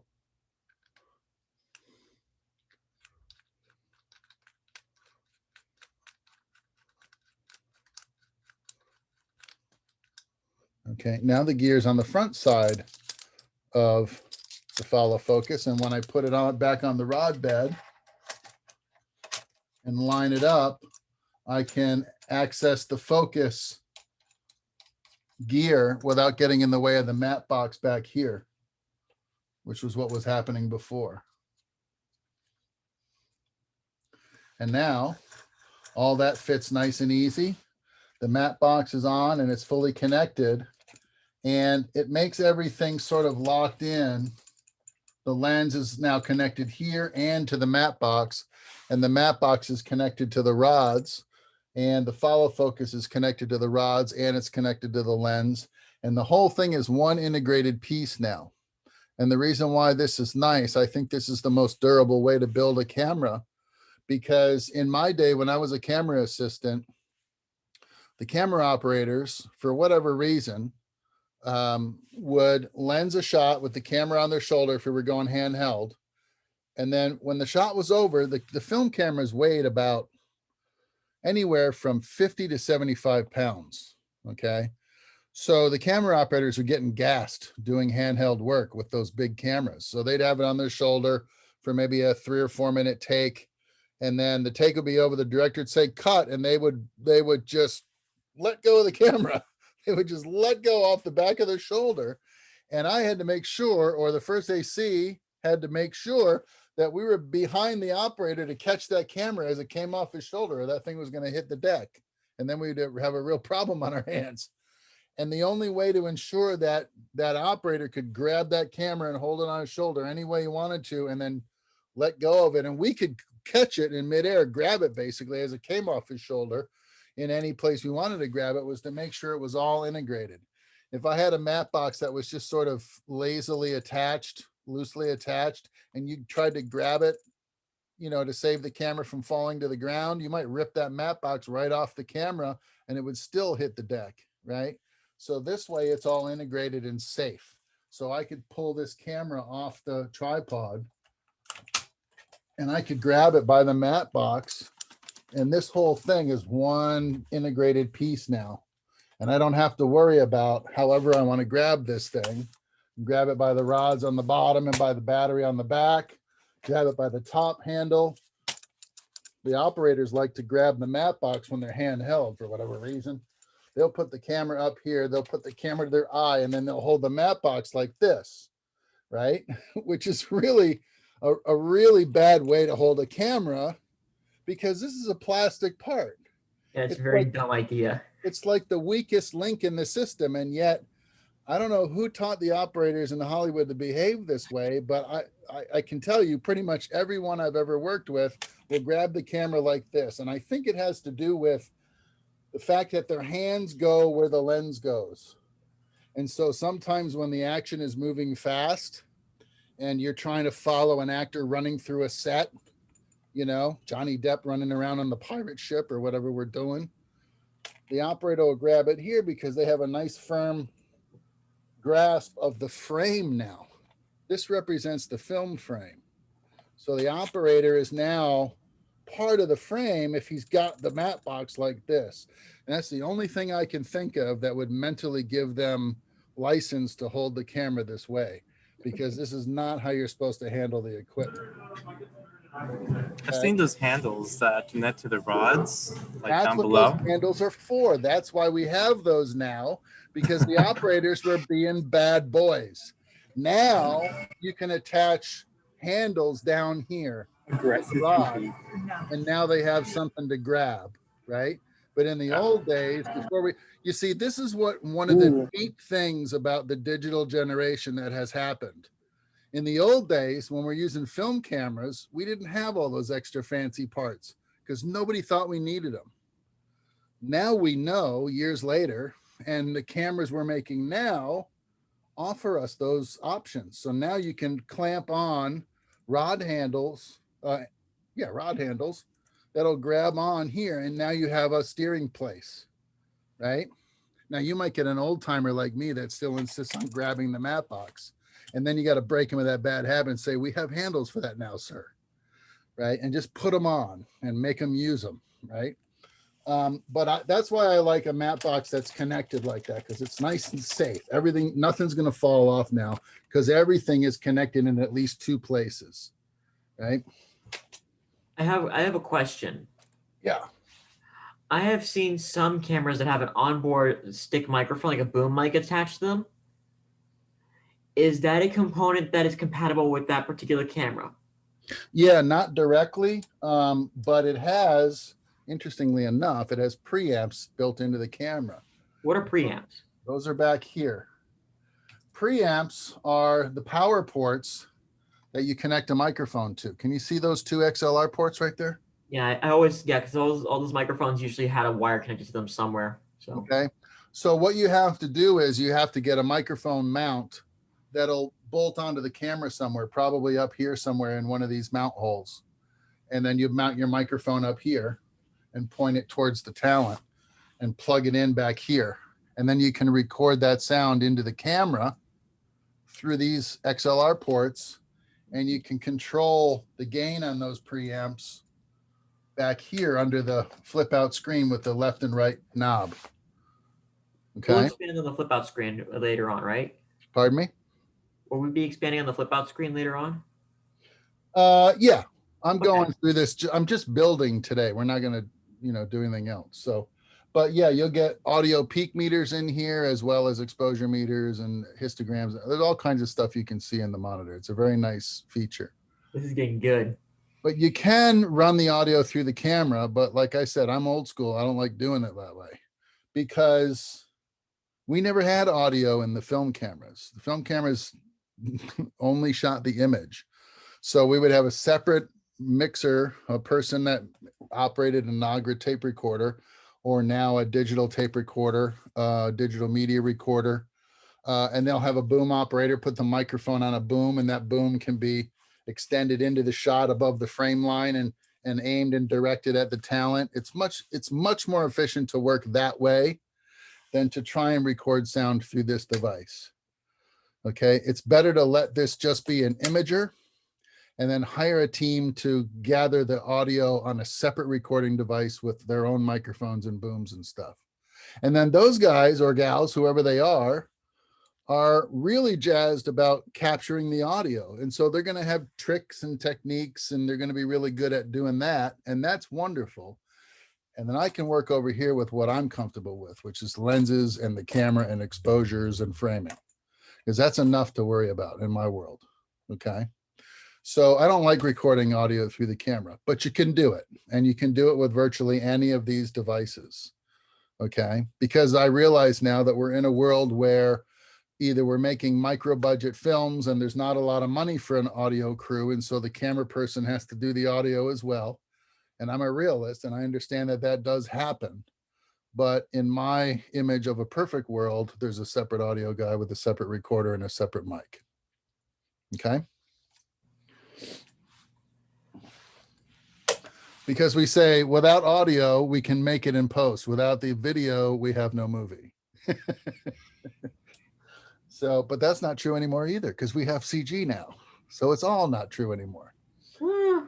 So this is Yeah, like, basically the build, right? This is basically the build. This is the Ursa Mini 4.6K fully built and ready to shoot feature style, okay? Or nationwide commercial spot style. You wanted to shoot a Super Bowl commercial, you could shoot it with this build right here and be very happy, okay? So this is the flagship. And then we have lots of other, you know, economies of scale to choose from. We got the little pocket cameras. We got, I think they have some GoPros at UCF. They've got these neat little bridge cameras. So you got the Panasonic cameras. They got the Blackmagic pocket cameras. They got the Canon 5Ds, the Canon 60Ds. And we'll be getting more cameras in the near future. Hopefully the first things that we'll get are these pocket cinema cameras. I've already recommended these in 4K, and I've started testing these DZO film cinema zooms, and I really like them a lot. I think they're a very convenient tool, and they're not real big, which makes them lighter and more flexible to use, especially with the GH5s and the pocket cinema cameras. So they're not real big. In fact, here's the Zine 50mm prime, and here's the DZO zoom 20-70 zoom. You can see how they're very comparable in size. So that's pretty nice attractive feature, but it's really nice to have a zoom where you can just adjust your focal length instead of having to swap out individual prime lenses all the time. That becomes a slow process. Okay. So if I go back to my presentation here, I think I showed you everything I needed to show you from that. Let's see. Oh, I wanted to show you this kind of thing here. Okay, so if you, for instance, if you can't do this, right, but you can do this, GH4, GH5, right, or even this little bridge guy right here. Let's deal with this guy, right? Here's a rod bed, okay, under support cages and basic rod beds. You see that right in the middle? Okay, you can put a rod bed on this guy. Looks like this. This is it. I got a follow focus attached to a rod bed. I got a matte box, right? The camera attaches here, and this device can be adjusted anywhere on the rods that I need it to go, okay? These rods are actually twice as long as they need to be for this little Panasonic camera. But if I wanted to, for instance, I could shrink this whole thing and make it work on the little Panasonic. If I just move this is my tripod mount here. I'll just slide that forward. And then I'll slide the camera mount forward and unscrew half of the rod bed. Now I can put the little Panasonic on here like that and just screw it all down. Okay, and we can run and gun with this if we have to. Okay, so we can build out this little camera to feel a lot like the big camera. If the big camera workflow makes us comfortable or makes us feel more confident or whatever it is, we can build this little guy out to feel just like the big guy. Okay. So this is one way of doing it. You can see in the bottom picture here, I think that's a 60D mounted to this rod bed. Okay. We also have things called cages. Okay, here's a cage for, what is that in there? I can't quite tell. It looks like it may be a GH5. This is a Canon. Looks like maybe a 7D or 70D maybe. You can put in a side handle. A lot of these cameras, they'll have a right-handed integrated handle where you're supposed to hold the camera. But let's say you're a left-handed person, right? And this feels awkward. Well, with a cage like this one, you could put a handle on this side and grab the camera from this side if you want to. You could put a top handle on and grab the camera from the top. Okay, however you feel like you need to hold this device so that you can work with it effectively. Okay. We've have things, this is what we had in the very beginning. It's called a C cage. So if you had a Canon 5D, for instance, a Canon 5D does not feel anything like the Ursa Mini. Okay. But when you put it inside a C cage, like the one I've got here on the screen, all of a sudden it creates a bigger body, and that 5D is mounted in the middle of it. Here's a C cage right here. So we could take our Canon. Let me show you with my little 60D. Sits right inside this bad boy. Oops, it's a little bit too tall, I think. I have to adjust it. But our 60D could go right in there, mount on the camera platform, adjust the focus assist to line up with the lens. I have a top handle now that I didn't have before, and I have mounting points on the back side of the C cage and on the bottom of the C cage. Okay. It turns the body of the 5D into a body similar to the Ursa Mini in its ergonomics. Okay. And I can mount a matte box on the front if I wanted to. I could even mount a battery plate on the backside if I wanted to. Okay, this is a C cage. This happens to be a 6-inch C cage. So this distance right here is 6 inches. Okay, they come in 6 or 9 inches. Okay, so that's a C cage. There's lots of different ways to build out our tools ergonomically to do what we need them to do. If you decide that you only need the imaging specs of the FZ1000, but you don't want to work with a little clumsy body like this, and you want to build it out so it has more weight, it has more places to grab it, it has more connectivity and functionality, you can focus on this camera just for its imaging specs and then build the body out to feel like a more comfortable ergonomic experience. Okay, that's what this cage system stuff is all about. Okay. And here's a 5D mounted in a 6-inch C cage. And you see they got a focus assist connected to the lens. They got a top handle. They got a little shoe mount over here for a microphone. You can mount a microphone to this rig. You can turn the 5D basically into an ENG style camera. Here's a shoulder mount that can go with it as well. You could mount the C cage onto this. Now you have handles for handheld work. You got a shoulder pad on the back side. The camera mounts right here in the middle, and it can slide back and forth to adjust the balance while it's sitting on your shoulder, and you're good to go. You got a couple of different versions of that. Okay. Companies like Zacuto make packages for specific cameras. Like here's their shoulder rig that's designed to work precisely with the red DSMC2 series of cameras, like the Dragon 6K. I think the Komodo is part of that series. The new one that just came out, the Gemini, I think is also part of that series. So this set of handles, this rod bed and everything, this top handle, top plate is all designed to fit on that specific camera. So you would buy it based on the camera you owned, right? And so for a whole different bunch of cameras available on the market, Zacuto probably has a cage system and handle system already designed and packaged for your camera. Zacuto happens to be on the pricey side though.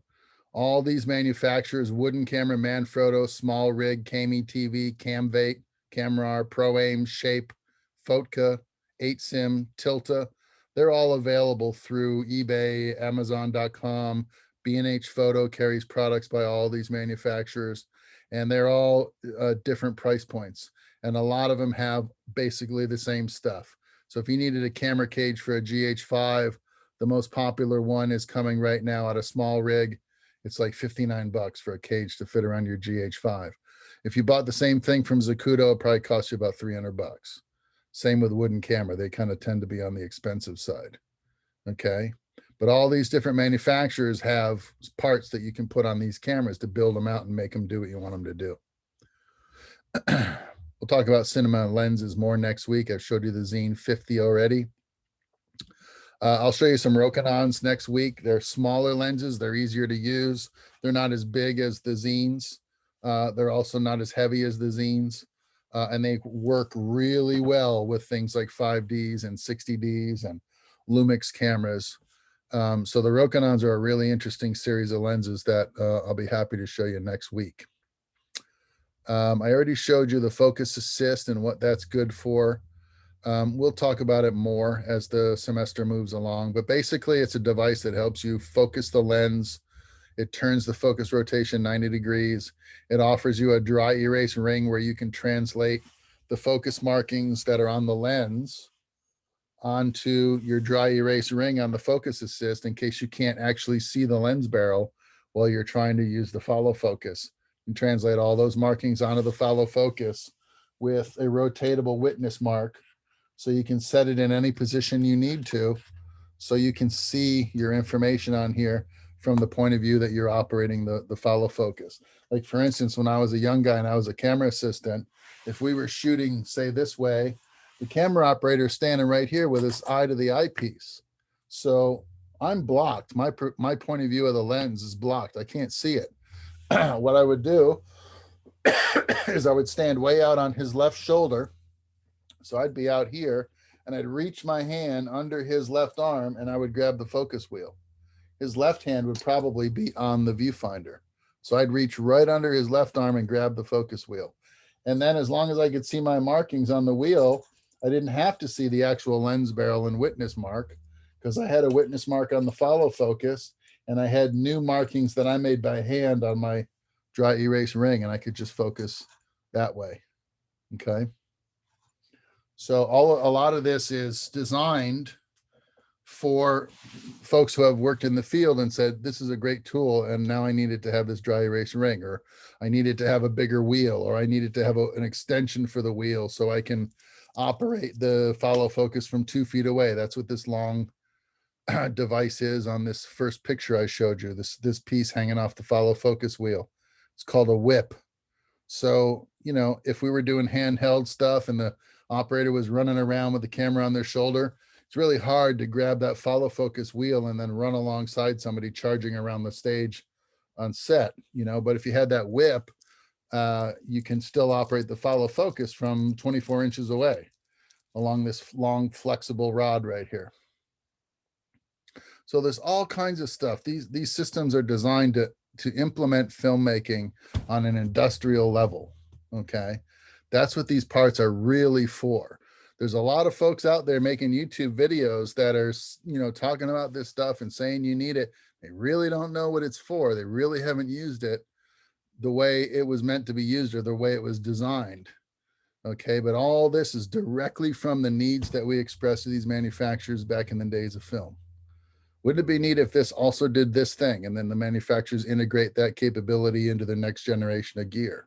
Okay, so we're getting to the point now where a follow focus that's built in 2021 has all of the input from all of the people in the field that used that follow focus by brand for decades or longer, who have been telling the manufacturer, wouldn't it be neat if your product also did this? You know, and each generation of the update of that follow focus gets some of this advice integrated into the product. And that's why a lot of this stuff looks and works the way it does now. It's the product of generations of trial and error.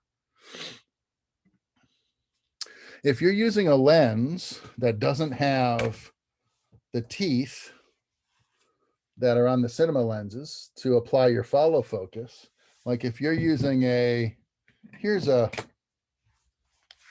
Tokina 11 to 16 millimeter zoom. It's a photographic zoom. It has rubber hand focusing wheels on it, and it's a rubber wheel that adjusts the focal length on the zoom. Okay, so here's focus and here's zoom, but they're rubber traction pads so that it's designed to be worked by hand, like so, right? The cinema version of the same lens has gears integrated into the lens design, so you can use the follow focus. But if you don't have this lens, if all you got is this one, you can buy off Amazon a little $15 gear like the one you see in the middle of the screen right now. This is a temporary follow focus gear. The lens goes in the middle and it kind of clamps down and locks with the screw system right here. And you can basically attach focus gears onto a photographic lens. Okay, so even a tool like a photographic lens that's not really meant for cinema use can be adapted now to work with a cinema camera system. Okay, that's kind of where we're at, which is, I think, a neat place. So this is a plastic gear. It's been molded, or it might have been made in a 3D printer. Here's a rubber version of the same idea. So you can take this rubber lens gear, wrap it around your lens barrel around the focus ring, tighten it down with the screw, and then cut off the excess. And now you've got an integrated rubber focus gear on your photographic lens. Okay.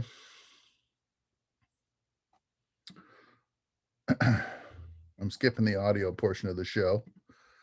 The last thing I wanted to show you was a couple of things concerning slates. So we talked about slates a little bit. You guys checked out that video, how to slate properly, right? From like week 3.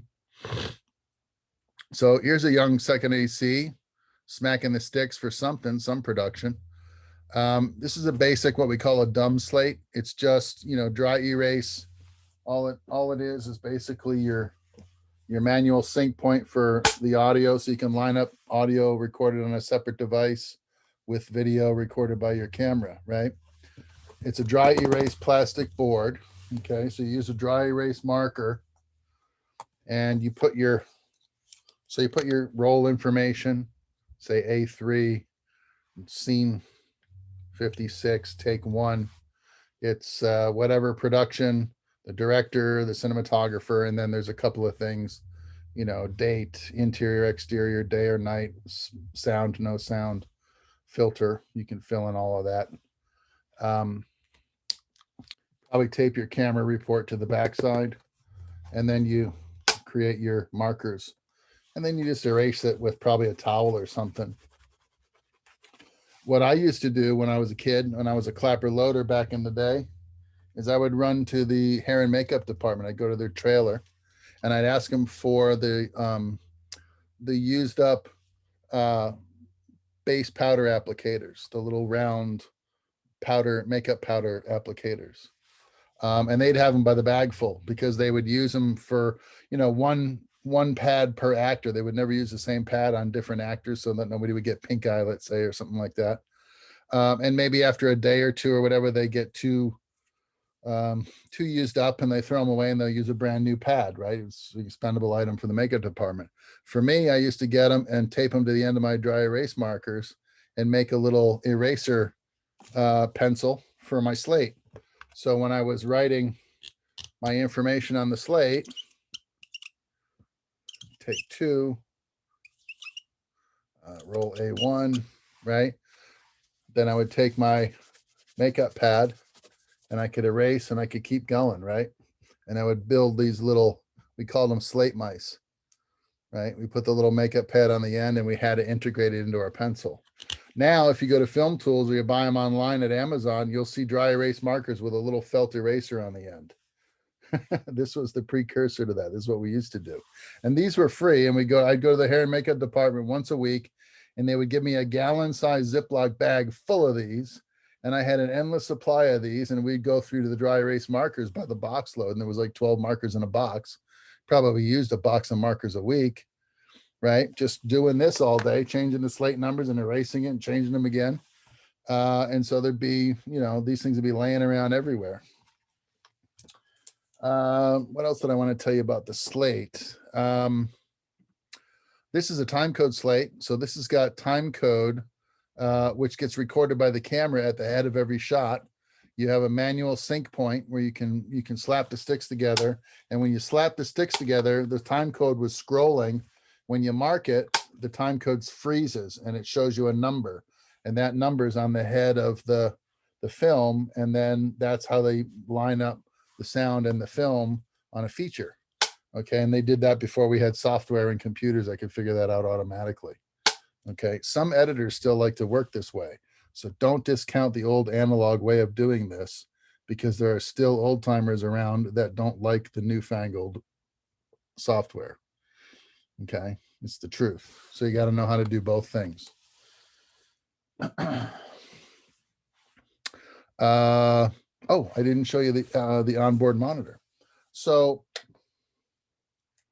let's say you're using the camera and the operator's using the viewfinder, the EVF. Well, in order to have his head here to operate the camera, the screen, the built-in screen has to be closed, right? So now the focus puller doesn't see anything. We have no idea what the frame is because the operator has it all to themselves inside the little viewfinder. You could mount an external monitor like this one. This is an Atomos. This is a 4K capable, 60p capable external monitor. It's a 7-inch diagonal. Okay. I have it dressed up in a cheese cage from Small Rig. Okay. This is the Atomos Ninja Inferno. So it is a full 4K video recorder. It'll record 4K files to an integrated 500 gigabyte SSD hard drive in the back side of the monitor.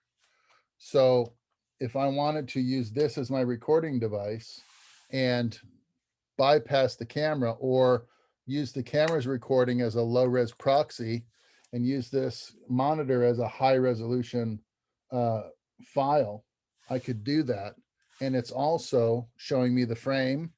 It has a series of exposure tools in here, has a waveform monitor, vector scope. It has false color exposure evaluation tools. It has frame lines. I can see the frame lines of the camera superimposed over the image on the monitor. And it's about 4 times brighter than the monitor in this camera.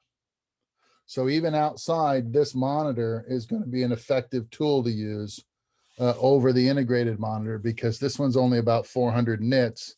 And this one, I think it's either 12 or 1400 nits. This is a bright monitor. Okay. So this is something that we could mount externally to the camera somewhere. I could maybe take something like a Naga arm or a Matthews arm, right? And I could say attach it to the bottom of the monitor. I'll just screw it in. I'll pick a hole and screw it in. And then I'll screw it into the top of the camera, say up here on the handle. Whoops.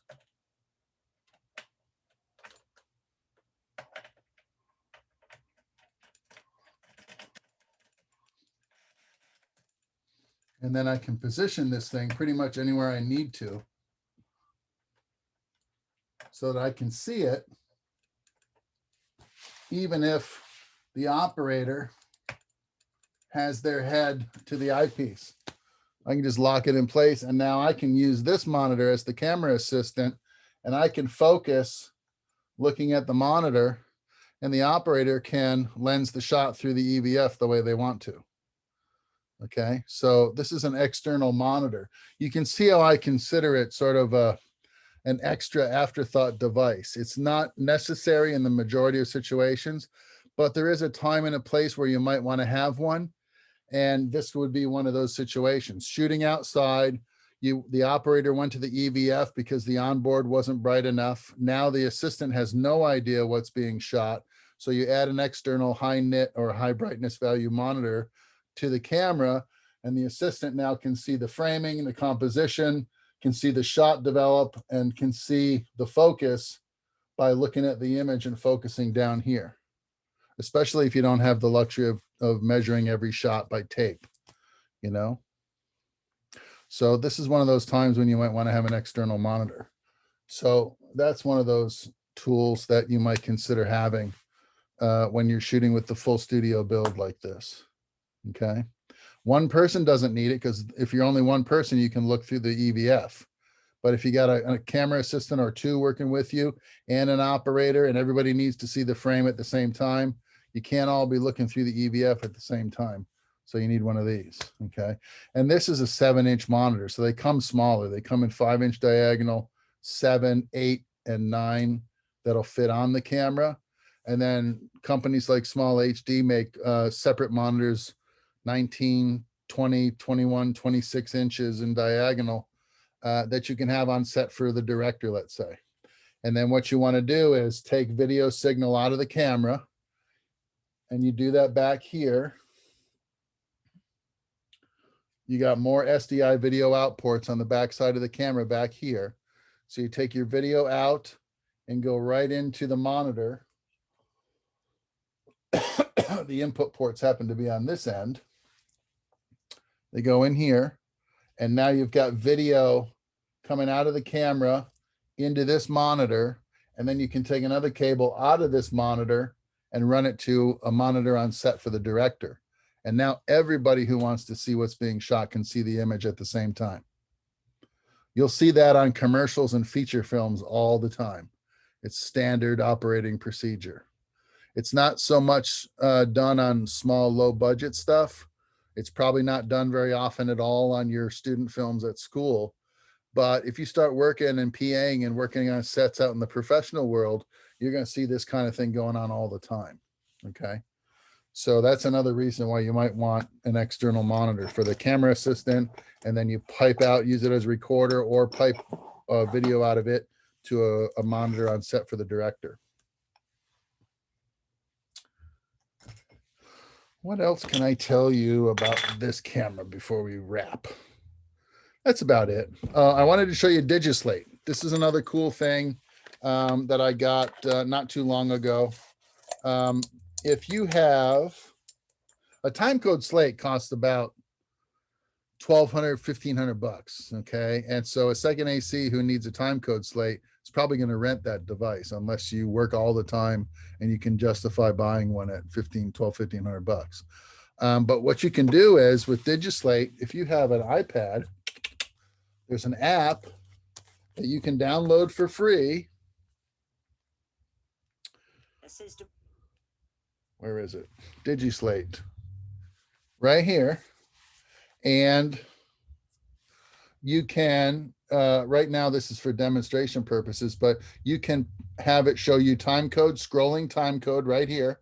You can put the name of your show up here, the name of your cinematographer, your shot numbers, your take numbers, your roll numbers. You can fill this all out like you would a regular slate. And then when you want to smack the sticks, you just swipe the screen and it'll smack the sticks.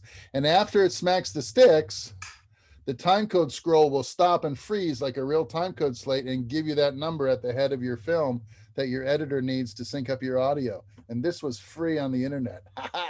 So if you got an iPad already, you have a timecode slate if you download DigiSlate, okay? So I thought this was cool. When I saw that, I was like, oh man, I played with that all night. So that was the other thing I wanted to show you. That was a really cool little freebie. So I got mine through the App Store. It was free to download, and I loaded it into the into my tablet, and I was good to go. These are all the features. So this thing does all kinds of stuff. It's a great app. I recommend downloading it and getting it into your device before they take it off the market or start charging for it. The last thing I would mention to you is a chip chart. So if you're a second AC and you're working on set, you're going to need to operate the slate. You're going to smack the sticks. You might use a timecode slate. You might use a dumb slate like the one I got over here. The other thing you're going to need that you're going to throw in the front of probably every master shot, not necessarily every take, but at least the master shot from each scene, is a chip chart like the one you see here, okay? And basically this one's got a grayscale integrated into it. This is for exposure density. And then it has these key frequencies of color on the bottom. And those are standardized hues, okay? So you can go into something like DaVinci Resolve and you can sample this chip chart in Resolve and rectify all the colors in the clips that you've recorded and color correct your stuff using these standardized colors as a reference. Okay, so if you had to film under artificial lighting, under incandescent lighting, or under fluorescent lighting or something, and you were going to need to color correct that footage in post. If you shoot a color chip chart under that lighting, when the post effects supervisor or the colorist corrects your clips for coloration, they will correct the chip chart first. They'll make red the true value of red, yellow the true value of yellow, and so on. And then when you watch back your clip, all of the colors have been corrected and all that nasty, messy artificial lighting is gone. Okay, so that's one of the things that we use when we're in color correction suites is a chip chart. So the second AC will just hold it up in front of the lens real quick, take it out, then put the slate in, smack the sticks and step out. And then the cameraman will say ready. And then the director will say action, and then you'll record the clip. Okay. So this is another tool that we'll talk about more when we talk about color correction and stuff later in the semester. But I wanted to show you this now. You can pick these up off of Amazon too for like 12 bucks. Here's one for $12.95 from DGK Color Tools. I don't know who they are, but it's a chip chart and it's 12 bucks. These colors will be standardized. The grayscale will be standardized. And all you got to do is show it for like 3 to 5 seconds at the head of your clip, then smack your sticks, and you've marked your film appropriately, professionally for the lab, okay, or for the post-production house. That's it. That's everything. Your reading assignment for this week is in the textbook, Intro to Cinematography. That's the Hosier book. Assembling the Camera to Prep and Shoot is chapter 4A. Okay, it's like 20 pages, I think. Check that chapter out and check out your, I think it's a discussion assignment. And that's your work for the week. Anybody got any questions? Are you totally like stupefied and numb and just want to go curl up in a ball somewhere? The only question I can think of right now,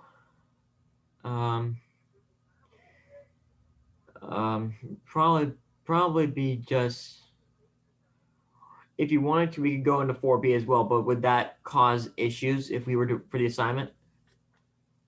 No, I don't think so. No. Okay, thanks. The assignment's just a discussion post, just asking you what kind of camera you think you might want to use moving forward. It's no big deal. So no, that's not a problem. Good, thanks. You know, listen, if you don't, if you can't think of anything now, if nothing about my presentation stands out to you that needs to be addressed right now, and you think of something later, just send me an email. And if you ever get kind of hung up on a concept that I talk about in class, we can also do like, private Zoom meetings and stuff. So not a big deal. I will download this video. I'll transcode it for YouTube. I'll upload it to YouTube, and you'll be able to watch it by probably, what time is it now? 8:30. It'll be watchable probably by 10:30. Okay. So, and then it'll be up there. I'll leave it up there all semester. Yes. Is there a word count for the discussion post? A word count? Like, you know what I mean? I'm so tired right now. I mean, if you give me one good, 2, 3, 4 sentences, a paragraph, right? That's good. And then respond to 2 of your classmates with, okay, so, yeah, that's a really cool camera. I like that a lot. That's not a really good response. Be thoughtful about your responses and try to offer, honest observation or advice or input based on what you've read from your colleagues, because you guys need to start becoming a team, right? A group. You're going to need to work together on film projects here in the future. You might end up as crew members on capstone films, on student projects. You might, in the perfect world, you would continue working together as a team outside of college. Okay. If you went to a place like UCLA, that would be, that's life. You would be, who you were going to classes with would become your group, your clique, your colleagues, and as each of you find success in the industry outside of college, you help each other out and you work each other into the community and you become a team, right? Orlando, there's not a whole lot of production going on anymore like there used to be. but it's pretty close now. It's in Miami, it's in Atlanta, you know. So I would like to start encouraging you guys to network together, and, you know, discussion posts are just one way to do it. So, you know, give it a look. And if you have any problems or questions, give me a holler. I'll be here. Otherwise, if there's nothing else, we can adjourn if nobody has any pressing questions or anything that we need to address. No? Okay. Well, thanks for your time and attention. I appreciate it. Do I have a motion to adjourn? Do I have a second on the motion to adjourn? Excellent, folks. Thank you very much. I appreciate your participation. Have a good evening, and I'll see you again soon. Good night.